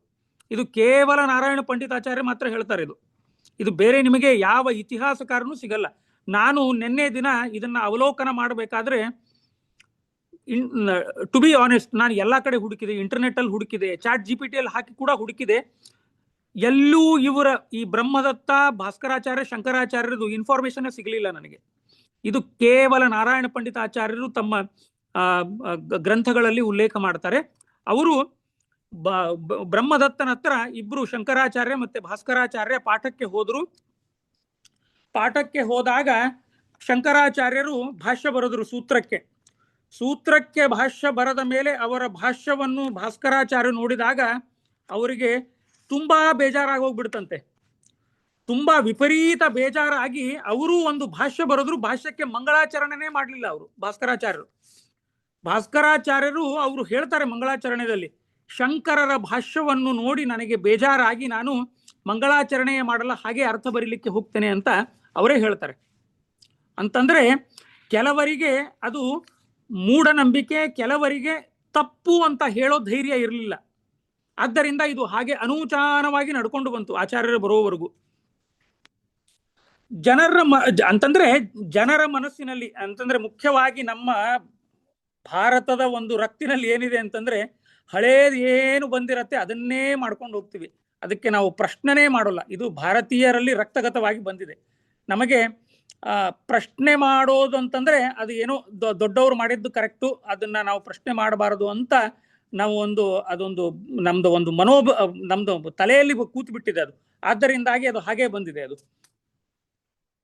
ಆಮೇಲೆ ಆಚಾರ್ಯರು ಅಲ್ಲಿ ಪಾಠ ಪ್ರವಚನ ಮಾಡ್ತಾ ಇದ್ರು ಉಡುಪಿಯಲ್ಲಿ. ಅಲ್ಲಿ ಜನ ಆಚಾರ್ಯರ ಪಾಠ ಪ್ರವಚನ ಕೇಳಲಿಕ್ಕೆ ಬರೋರಂತೆ. ಅಂತಂದ್ರೆ ಆಚಾರ್ಯರ ಪಾಠ ಪ್ರವಚನ ಕೇಳಲಿಕ್ಕೆ ಕೇವಲ ವಿದ್ಯಾರ್ಥಿಗಳು ಮಾತ್ರ ಅಲ್ಲ, ಎಲ್ಲಾ ವಿದ್ವಾಂಸರು ಬರೋರಂತೆ. ಅನೇಕ ವಿದ್ವಾಂಸರು ಅಂತಂದ್ರೆ ಆಗಿನ ಸಮಯದಲ್ಲಿ ಒಬ್ಬ ಮತಾಚಾರ್ಯರು ಏನಾದರೂ ಹೇಳಿದರೆ ಅದನ್ನು ಪ್ರಶ್ನೆ ಮಾಡಲಿಕ್ಕೆ ಸುಮಾರು ವಿದ್ವಾಂಸರಿದ್ರು. ಒಮ್ಮೆಗೆ ಠಣ್ಣಂತ ಒಪ್ಕೋತಾ ಇರಲಿಲ್ಲ. ಈಗ ನಿಮಗೆ ನಾನು ಶಂಕರರದೇ ಇನ್ನೊಂದು ಉದಾಹರಣೆ ಕೊಡ್ತೀನಿ. ಶಂಕರಾಚಾರ್ಯರು ಸುಬ್ರಹ್ಮಣ್ಯಕ್ಕೆ ಬಂದಿದ್ರು. ಇದು ನಾನು ಮೊನ್ನೆ ಹೇಳಿದ್ದೆ ಇದು, ಆದ್ರೂ ಇನ್ನೂ ಒಂದು ಸರ್ತಿ ಹೇಳ್ತೀನಿ. ಶಂಕರರು ಸುಬ್ರಹ್ಮಣ್ಯಕ್ಕೆ ಬಂದಾಗ ಅಲ್ಲಿ ಪಂಚಾಯತನ ಪೂಜೆ ಮಾಡ್ತಿದ್ರು. ಪಂಚಾಯತನ ಪೂಜೆ ಅಂತಂದ್ರೆ ನನಗೆ ಇಷ್ಟವಾದ ದೇವರು 5 ದೇವರು ಅಂತಂದ್ರೆ ಗಣಪತಿ, ಶಿವ, ದುರ್ಗೆ, ವಿಷ್ಣು ಮತ್ತೆ ಸ್ಕಂದ ಅಥವಾ ಷಣ್ಮುಖ, ಯಾರನ್ನಾದ್ರೂ ನಾವು 5-6 ದೇವ್ರನ್ನ ಇಟ್ಕೊಳ್ಳೋದು ಪಂಚಾಯತನ ಪೂಜೆಯಲ್ಲಿ. 5 ದೇವ್ರನ್ನ ಅದರಲ್ಲಿ ಯಾರು ಇಷ್ಟವಾಗಿರ್ತಾರೆ ಅವ್ರು ಮಧ್ಯದಲ್ಲಿ ಇಟ್ಟು ಮಿಕ್ಕವ್ರನ್ನೆಲ್ಲ ಸುತ್ತಲೂ ಇಡೋದು. ಈಗ ನನಗೆ ಉದಾಹರಣೆಗೆ ಗಣಪತಿ ತುಂಬಾ ಇಷ್ಟ. ಗಣಪತಿಯನ್ನು ನಾನು ಮಧ್ಯದಲ್ಲಿ ಇಡ್ತೀನಿ. ನನ್ನ ಪ್ರಧಾನ ದೈವ ಗಣಪತಿ. ಸುತ್ತಮುತ್ತಲು ಬೇರೆ ಎಲ್ಲ ದೇವರುಗಳನ್ನು ಇಟ್ಟು ಪೂಜೆ ಮಾಡೋದು ಒಂದೇ ತಟ್ಟೆಯಲ್ಲಿ. ಆ ಪೂಜೆ ಮಾಡುವವರಿಗೆ ಶಂಕರರು ಖಂಡನೆ ಮಾಡಿ ವಿಷ್ಣು ಸರ್ವೋತ್ತಮತ್ವವನ್ನು ಅಲ್ಲಿ ಅವರು ಹೇಳಿ ಹೋದರು ಅಂತ ಒಂದು ಶಂಕರ ವಿಜಯದಲ್ಲಿ ಬರುತ್ತೆ. ಅಂತಂದ್ರೆ ಇದು ವಿದ್ವಾಂಸರಾಯ್ತು, ನಿಮಗೆಲ್ಲರಿಗಾಯ್ತು, ಚರ್ಚೆಗೆ ಬಿಟ್ಟಿದ್ದು. ಅನೇಕ ಶಂಕರ ವಿಜಯಗಳನ್ನು ನಾವು ನೋಡಿ ಚರ್ಚೆ ಮಾಡಬಹುದು. ಇದು ಒಂದು ಚರ್ಚೆಯ ಒಂದು ಟಾಪಿಕ್. ಇದು ನಾನು ಒಂದು ಘಟನೆಯನ್ನು ಮಾತ್ರ ಹೇಳಿದೆ ನಿಮಗೆ. ಹಾಗೆ ನಾ ಯಾಕೆ ಹೇಳಿದೆ ಅಂತಂದ್ರೆ ಯಾವುದೇ ಹೊಸತ್ತು ನಮಗೆ ಕಾಣಿಸಿದಾಗ ಅದನ್ನು ನಾವು ಬೇಗ ಒಪ್ಪಿಕೊಳ್ಳೋದೇ ಇಲ್ಲ. ಅದು ಒಂದು ನಮ್ಮ ಭಾರತೀಯರಲ್ಲಿ ರಕ್ತಗತವಾಗಿ ಬಂದಿದೆ ಅದು. ಆಮೇಲೆ ಕೆಲವರು ಆಚಾರ್ಯರ ಪಾಠ ಪ್ರವಚನ ಕೆಲವರು ಅದನ್ನ ಜ್ಞಾನಕ್ಕಾಗಿ ಬರ್ತಿದ್ರಂತೆ. ಕೆಲವರಂತೂ ಕುಹಕ ಮಾಡ್ಲಿಕ್ಕೆ ಇವ್ರೇನು ಹೇಳೋದು ಆಚಾರ್ಯರು ಎಲ್ಲ ಹೊಸದಂತೆ, ಹಳೇದೆಲ್ಲ ಸುಳ್ಳಂತೆ, ಹೊಸದು ಇವ್ರೇನು ಹೇಳ್ತಾ ಇದ್ದಾರೆ, ಏನ್ ಹೇಳ್ತಾರೆ ಅಂತ ಕೇಳಲಿಕ್ಕೆ ಕೆಲವರು ಕುಹಕ ಬುದ್ಧಿಯಿಂದ, ಕೆಲವರು ಜ್ಞಾನಾರ್ಜನೆಗೋಸ್ಕರ ಮತ್ತಿಷ್ಟು ಜ್ಞಾನ ಬರಬೇಕು ಅಂತಂದ್ರೆ ನಾನು ಕಲಿತಿದ್ದ ಪಾಠ ಮತ್ತೆ ದೊಡ್ಡವರ ಹತ್ರ ಕಲ್ತು ಅದರ ಜ್ಞಾನ ಜಾಸ್ತಿ ಆಗತ್ತೆ, ಅದಕ್ಕಾಗಿ ಕೆಲವರು ಬರ್ತಿದ್ರು. ಕೆಲವರಂತೂ ಕುಹಕ ಬುದ್ಧಿಯಿಂದಾನೇ ಬರ್ತಿದ್ರು. ಆದ್ರೂ ಒಟ್ಟಿನಲ್ಲಿ ವಿದ್ಯಾರ್ಥಿಗಳು ಯಾರೂ ಇರಲಿಲ್ಲ. ಅಲ್ಲಿ ವಿದ್ಯಾರ್ಥಿಗಳು ಕಮ್ಮಿ, ವಿದ್ವಾಂಸರೇ ಜಾಸ್ತಿ ಇದ್ರು. ಆಗ ವಿದ್ವಾಂಸರು ಆಚಾರ್ಯರ ಈ ಸೂತ್ರ ಪ್ರವಚನಕ್ಕೆ ಬಂದು ಅವರು ಆಚಾರ್ಯರಿಗೆ ಹೇಳ್ತಾರೆ, ವಿದ್ವಾಂಸರು, ಹೌದು ನೀವು ಹೇಳ್ತಾ ಇರೋದು ಎಲ್ಲವೂ ನಿಜ, ನೀವು ಯಾಕೆ ಈ ಸರಿಯಾದ ಅರ್ಥ ನಮಗೆ ಹೇಳಿ ಅಂತ ಆಚಾರ್ಯರ ಹತ್ರ ಪ್ರಾರ್ಥನೆ ಮಾಡಿದ್ರು. ಈ ಬ್ರಹ್ಮಸೂತ್ರಕ್ಕೆ ಸರಿಯಾದ ಅರ್ಥವನ್ನು ನಮಗೆ ಹೇಳಿ, ಅನ್ವಯ ಮಾಡುವಂತಹ ಅರ್ಥ, ಅದನ್ನು ನಾವು ಗ್ರಹಣ ಮಾಡ್ತೇವೆ ಅಂತ ಆಚಾರ್ಯರ ಹತ್ರ ಪ್ರಾರ್ಥನೆ ಮಾಡಿದ್ರು. ಅಲ್ಲಿ ಏನಂತಂದ್ರೆ ಆಚಾರ್ಯರ ಪ್ರವಚನದ ಶೈಲಿ ಏನಂತಂದ್ರೆ ಅವರು ಒಂದು ಸೂತ್ರದ ಒಂದು ಶಬ್ದ ಹಿಡಿತಾರೆ. ಶಬ್ದ ಹಿಡಿದು ಅದಕ್ಕೆ ಅನ್ವಯ ಮಾಡ್ತಾ ಹೋಗ್ತಾರೆ. ಅಲ್ಲಿ ಏನು ಕ್ಲೇಶವೇ ಕಾಣಿಸುವುದಿಲ್ಲ ನಿಮಗೆ, ಬಹಳ ಸಹಜವಾಗಿ ಅನ್ವಯ ಮಾಡ್ತಾ ಹೋಗ್ತಾರೆ. ಅಂತಂದ್ರೆ ಆ ಭಾಷ್ಯದ ಭಾವ ಅದು ಪರಿಪೂರ್ಣವಾಗಿ ಪ್ರವಚನದಲ್ಲಿ ಆಚಾರ್ಯರು ಹೇಳ್ತಾ ಇದ್ರು ಅವರು. ಅಂತಂದ್ರೆ ಈಗ ಉದಾಹರಣೆಗೆ ನಾನು ನಿಮಗೆ ಒಂದು ಅಥಾತೋ ಬ್ರಹ್ಮ ಜಿಜ್ಞಾಸ ಜನ್ಮಾದ್ಯಸ್ಯ ಯತಃ ಅಂತ ಇದೆ ಒಂದು ಸೂತ್ರ. ಅದಕ್ಕೆ ಅಥಾ ಶಬ್ದಕ್ಕೆ ಏನು ಅರ್ಥ, ಅಥಾ ಅಂತಂದ್ರೆ ಏನು, ಅದು ಭಗವಂತನಲ್ಲಿ ಹೇಗೆ ಸಮನ್ವಯ ಮಾಡು ನೋಡೋದು. ಯಾಕೆ ಅಂತಂದ್ರೆ ಸರ್ವೇ ಶಬ್ದಾಹ ಸರ್ವೇ ಘೋಷಾಹ ಸರ್ವೇ ವೇದಾಹ ಭಗವತ್ ನಾಮಃ ಅದು. ಆದ್ದರಿಂದಾಗಿ ಪ್ರತಿಯೊಂದು ಶಬ್ದ ಭಗವಂತನಿಗೆ ಅನುಕರಣೆ ಮಾಡಿ ಆಚಾರ್ಯರು ಹೇಳುತ್ತಿದ್ರು. ಅಂತಂದ್ರೆ every word in this world is epithet of god ಅಂತಂದ್ರೆ ಐತರೇಯ ಏನು ಹೇಳುತ್ತೆ ಅದನ್ನೇ ಆಚಾರ್ಯರು ಹೇಳಿದ್ರಲ್ಲಿ. ಈಗ ಸ್ವಲ್ಪ ಬ್ರಹ್ಮಸೂತ್ರಗಳ ಬಗ್ಗೆ ಸ್ವಲ್ಪ ನೋಡೋಣ. ಏನಿದೆ ಬ್ರಹ್ಮಸೂತ್ರಗಳಂತಂದ್ರೆ ಏನು ಅಂತಂದ್ರೆ, ನಮಗೆ ಮುಂದಿನ ಆಚಾರ್ಯರ ಮುಂದಿನ ಒಂದು ಏನು ಪಯಣಗಳಿದೆ ಆ ಪಯಣದಲ್ಲಿ ಸೂತ್ರಕ್ಕೆ ಹಿಂಗೆ ಉತ್ತರ ಕೊಟ್ಟರು ಅಂತ ಕೇಳಿದಾಗ ಸ್ವಲ್ಪ ಮ್ಯಾಚ್ ಮಾಡಬಹುದು. ಅಂತಂದ್ರೆ ನಾವು ಪೂರ್ತಿ ಒಂದೇ ದಿನದಲ್ಲಿ ಸೂತ್ರಗಳ ಅರ್ಥ ಆಗಲ್ಲ, ಬಟ್ ಸೂತ್ರಗಳು ಏನಿದು ಯಾಕೆ ಬಂತು ಅಂತ ಸ್ವಲ್ಪ ನೋಡೋಣ. ಇಲ್ಲಿ ಏನಿದು ಬ್ರಹ್ಮಸೂತ್ರಗಳು ಅಂತಂದ್ರೆ ವೇದಾರ್ಥ ನಿರ್ಣಯಕ್ಕೆ ಹೊರಟಿರುವುದು ಬ್ರಹ್ಮಸೂತ್ರಗಳು. ಬೇಸಿಕಲಿ ಬ್ರಹ್ಮಸೂತ್ರಗಳು systematically explains the teaching of Veda. ಮೊದಲು ವೇದಗಳು, ಸೂತ್ರಗಳು ಅಂತಂದ್ರೆ ಆ ವೇದಾರ್ಥದ ಅರ್ಥಕ್ಕೆ ಸೂತ್ರಗಳು ಹೊರಟಿದೆ. ಅಂತಂದ್ರೆ ಒಂದು ವೇದದ ನೀವು ಶ್ರುತಿ ತಗೊಂಡ್ರಿ ಅಂತಂದ್ರೆ ಅದಕ್ಕೆ ಸೂತ್ರಗಳ ಹಚ್ಚೇ ಅರ್ಥವನ್ನು ಮಾಡಬೇಕು. ವೇದಗಳ ಅರ್ಥ ಬೇರೆ, ಸೂತ್ರಗಳ ಅರ್ಥ ಬೇರೆ ಮಾಡೋ ಹಂಗಿಲ್ಲ. ಯಾಕೆ ಅಂತಂದ್ರೆ ವೇದಾರ್ಥ ನಿರ್ಣಯಕ್ಕೆ ಹೊರಟಿರುವುದು ಬ್ರಹ್ಮಸೂತ್ರಗಳು. ಒಂದನೇದ್ದು ಇದೇನಪ್ಪ ಸೂತ್ರಗಳು ಅಂತಂದ್ರೆ ಇಂಗ್ಲಿಷ್ನಲ್ಲಿ ಹೇಳ್ತಾರೆ ಇದಕ್ಕೆ ಅಫಾರಿಸಮ್ ಅಂತ ಹೇಳ್ತಾರೆ ಇದಕ್ಕೆ. ಇದು 4 ಅಧ್ಯಾಯಗಳಲ್ಲಿ ಇದನ್ನ ಪರಿಗಣನೆ ಮಾಡಿದ್ದಾರೆ. 4 ಅಧ್ಯಾಯ. It is divided into 4 adhyayas and associated 4 sections. 4 ಪಾದಗಳು. ಮೊದಲೇ ಅಧ್ಯಾಯ ಸಮನ್ವಯ ಅಧ್ಯಾಯ ಅಂತ ಇದೆ. ಅಂತಂದ್ರೆ ಸಮನ್ವಯ ಅಂತಂದ್ರೆ ಹಾರ್ಮೋನಿ. ಇಲ್ಲಿ ಎಲ್ಲಾ ಕಾಂಟ್ರಡಿಕ್ಷನ್ಸ್ ರಿಸಾಲ್ವ್ ಮಾಡುತ್ತೆ ನಿಮಗೆ ಈ ಸೂತ್ರದಲ್ಲಿ. ಈ ಸೂತ್ರ ಶುರು ಆಗೋದೇ ಅಥಾತೋ ಬ್ರಹ್ಮ ಜಿಜ್ಞಾಸ ಜನ್ಮಾದ್ಯಸ್ಯತಃ ಅಂತ. ಅದು ಬಹಳ ಅಂತಂದ್ರೆ ಎಲ್ರಿಗೂ ಗೊತ್ತಿರುವಂತಹ ಸೂತ್ರ. ಆಮೇಲೆ ಅವಿರೋಧ ಅಧ್ಯಾಯ. ಅವಿರೋಧ ಅಂತಂದ್ರೆ ನಾನ್ ಕಾಂಟ್ರಡಿಕ್ಟರಿ. ಇಲ್ಲಿ ವೇದದ ಒಂದು ಕರೆಕ್ಟ್ ಇಂಟರ್ಪ್ರಿಟೇಷನ್ ಮಾಡ್ತಾ ಹೋಗುತ್ತೆ ನಿಮಗೆ. ಇಲ್ಲಿ you can establish the correct interpretation of Veda. ಈಗ ಇನ್ನೊಂದು ಉದಾಹರಣೆ, ಇನ್ನೊಂದು ಸೂತ್ರ ಇದೆ. ಸಾಕ್ಷಿ ಕೇವೋ ನಿರ್ಗುಣಸ್ಯ ಶ್ರುತತ್ವಾಚ ಅಂತ ಇನ್ನೊಂದು ಸೂತ್ರ ಬ್ರಹ್ಮಸೂತ್ರದ್ದು. ಈ ಸೂತ್ರಕ್ಕೆ ನಾನು ಹೇಗೆ ಇಂಟರ್ಪ್ರಿಟ್ ಮಾಡಬೇಕು ಕರೆಕ್ಟ್? ಸಾಕ್ಷಿ ಅಂತಂದ್ರೆ ಯಾರು, ಚೇತ ಅಂತಂದ್ರೆ ಯಾರು? ಸಾಕ್ಷಿ ಚೇತ ಕೇವಲೋ ನಿರ್ಗುಣಸ್ಯ ಶ್ರುತತ್ವಾಚ, ಇದು ಶ್ರುತಿಗೆ ಹೇಗೆ ನಾನು ಜೋಡಿಸಬಹುದು? ಅದು ನಾನು ಅವಿರೋಧ ಅಧ್ಯಾಯ ಅಂತಂದ್ರೆ ನಾನ್ ಕಾಂಟ್ರಡಿಕ್ಟರಿ ಅಧ್ಯಾಯದಲ್ಲಿ ನಾನು ಅದನ್ನ I will try to establish the correct interpretation of Vedartha ಅಂತಂದ್ರೆ ವೇದಾರ್ಥದ ನಿರ್ಣಯಕ್ಕೆ ಹೊರಟಿರುವ ಸೂತ್ರಗಳು. ಆಮೇಲೆ 3ನೇದ್ದು ಸಾಧನಾ ಅಧ್ಯಾಯ ಅಂತಂದ್ರೆ ಮೀನ್ಸ್. ಸಾಧನ ಅಂತಂದ್ರೆ ಮೀನ್ಸ್ ಟು ರಿಯಲೈಸ್ ದ ಬ್ರಹ್ಮ. ನಿಮಗೆ ಮೊದಲು ನನಗೆ ಫಾರ್ಮುಲಾ ಗೊತ್ತಾಯ್ತು, ಅಲ್ಲಿ ಫಾರ್ಮುಲಾದಲ್ಲಿ ಏನೂ ಕಾಂಟ್ರಡಿಕ್ಷನ್ ಇಲ್ಲ. ನಾನು ಸಮನ್ವಯ ಮಾಡಿಕೊಂಡೆ, ಆಮೇಲೆ ಅಲ್ಲಿ ಏನು ಕಾಂಟ್ರಡಿಕ್ಷನ್ ಇತ್ತು ಅದನ್ನ ಕರೆಕ್ಟ್ನೆಸ್ಗೆ ಎಸ್ಟಾಬ್ಲಿಷ್ ಮಾಡಿ ಇಂಟರ್ಪ್ರಿಟ್ ಮಾಡಿಕೊಂಡೆ ಸಾಧನ ಮಾಡಲಿಕ್ಕೆ ಶುರು ಮಾಡಿದೆ.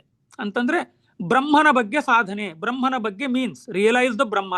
ಬ್ರಹ್ಮ ಅಂತಂದ್ರೆ ಭಗವಂತ, ಬ್ರಹ್ಮ ಅಂತಂದ್ರೆ ಚತುರ್ಮುಖ ಅಲ್ಲ, ಚತುರ್ಮುಖನೂ ಹೌದು, ಬ್ರಹ್ಮ ಅಂತಂದ್ರೆ ಭಗವಂತನೂ ಕೂಡ. ಆಮೇಲೆ ಕೊನೆಯದ್ದು 4ನೇ ಅಧ್ಯಾಯ ಫಲ ಅಂತಂದ್ರೆ ರಿಸಲ್ಟ್. ಅಂತಂದ್ರೆ ನಿಮಗೆ result to moksha and the state of the liberated soul. ಇದು ಬ್ರಹ್ಮಸೂತ್ರಗಳ ಬಗ್ಗೆ ವ್ಯಾಸರು ನಮ್ಮ ಮುಂದೆ ಇಡ್ತಾರೆ.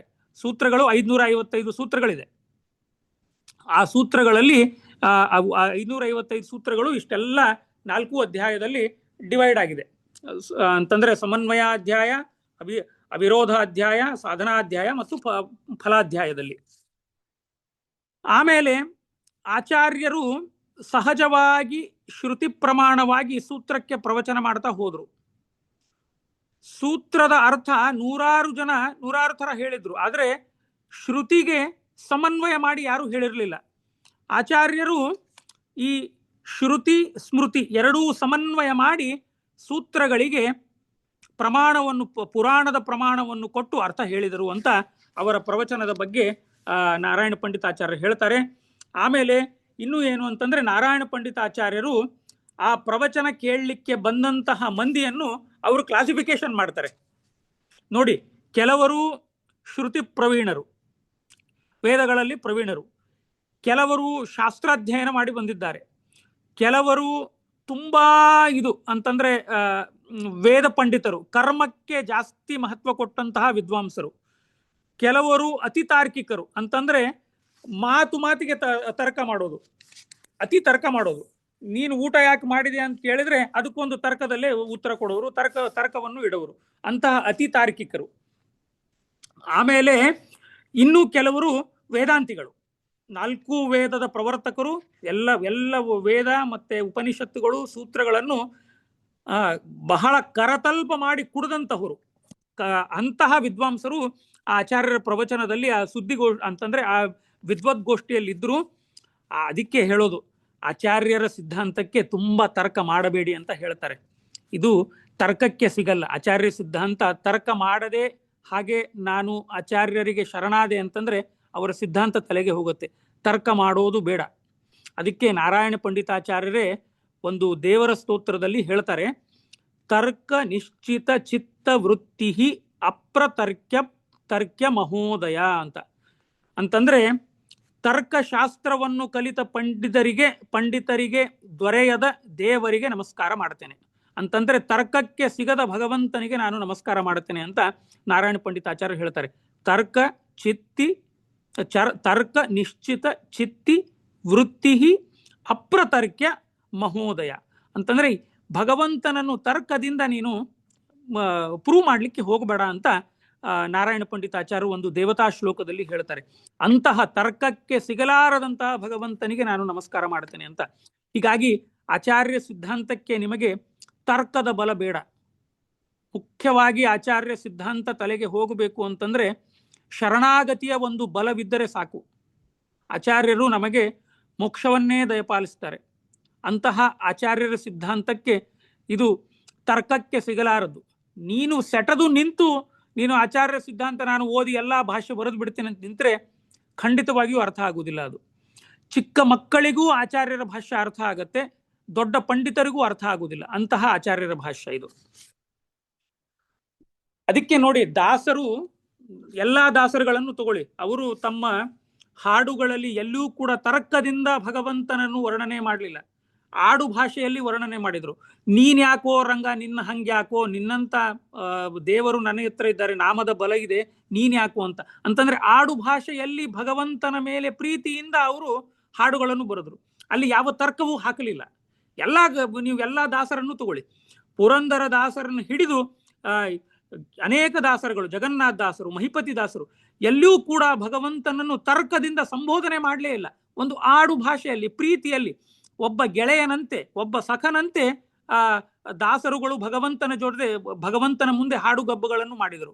ಅದಕ್ಕೆ ನಾನು ಹೇಳೋದು, ಮಧ್ವ ಸಿದ್ಧಾಂತಕ್ಕೆ ಜಾಸ್ತಿ ತರ್ಕ ಮಾಡೋದು ಬೇಡ, ಶರಣಾಗತಿ ಒಂದು ಸಾಕು. ಆಮೇಲೆ ಮಧ್ವರೇ ಹೇಳ್ತಾರೆ, ತರ್ಕಶಾಸ್ತ್ರ ಒಂದು ಸ್ಟೆಪ್ ಆಗಬೇಕು, ಅದು ಉಪ್ಪರಿಗೆ ಆಗಿ ಕೂಡಬಾರದು. ತರ್ಕ ನೀನು 10 ತರ್ಕ ಜೀವನಕ್ಕೆ ಎಷ್ಟು ಬೇಕು ಅಷ್ಟೇ ಇರಬೇಕು. ಮಾತಿಗೆ ತರ್ಕ, ಆಮೇಲೆ ಎಲ್ಲಾ ಶ್ರುತ್ಯರ್ಥಕ್ಕೂ ನಾನು ತರ್ಕ ಮಾಡ್ತಾ ಕೂತ್ರೆ ಅದು ಯಾವುದೂ ಪ್ರಯೋಜನ ಆಗುವುದಿಲ್ಲ. ಇದು 700 ವರ್ಷಗಳ ಹಿಂದೆ ಆಚಾರ್ಯರು ಹೇಳಿದ್ರು, ತರ್ಕದಿಂದ ನಾವು ಏನೂ ಮಾಡ್ಲಿಕ್ಕಾಗಲ್ಲ ಅಂತಂದ್ರೆ ಅದು ಒಂದು ಮೆಟ್ಟಲಾಗಬೇಕು ನಮ್ಮ ಸಾಧನೆಗೆ ತರ್ಕ, ಅದೇ ಉಪ್ಪರಿಗೆ ಆಗಿ ಕೂಡಬಾರದು. ಈ ತಹ ಸಂದರ್ಭದಲ್ಲಿ ಆಚಾರ್ಯರ ಇದರಲ್ಲಿ ಒಂದು ಪ್ರಸಂಗ ಬಂತು. ಆಚಾರ್ಯರ ಪೂರ್ವಾಶ್ರಮದ ತಂದೆ ನಡಿಲ್ಲಾಯರು, ಮಧ್ಯಗೆಯ ಭಟ್ಟರು, ನಾರಾಯಣ ಭಟ್ರು ಕೋಪಿಸಿಕೊಂಡು ಕೂತು ಬಿಟ್ಟಿದ್ದಾರೆ. ಇಲ್ಲ, ನಾನು ಏನೇ ಆದರೂ ಆಚಾರ್ಯರ ಪ್ರವಚನ ಕೇಳಲ್ಲ, ನಾನು ಕಾವಿ ಶಾಟಿ ಹಾಕಿರುವ ಸನ್ಯಾಸಿ ಮಗನನ್ನೇ ನೋಡಲ್ಲ ಅಂತ ಸಿಟ್ಟಿಗೆದ್ದು ಕೂತ್ಬಿಟ್ರು. ತುಂಬಾ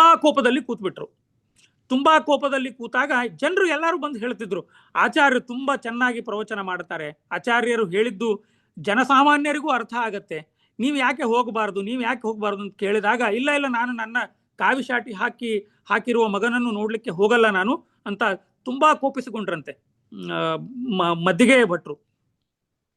ಆದರೂ ಕೂಡ ಜನರ ಒತ್ತಾಯದಿಂದ ಒಂದು ಸರ್ತಿ ಆಚಾರ್ಯರು ಬ್ರಹ್ಮಸೂತ್ರಗಳಿಗೆ ಪ್ರವಚನ ಮಾಡ್ತಾ ಇದ್ದಾಗ ಮದ್ದಿಗೆ ಭಟ್ರು ಹೋದ್ರಂತೆ.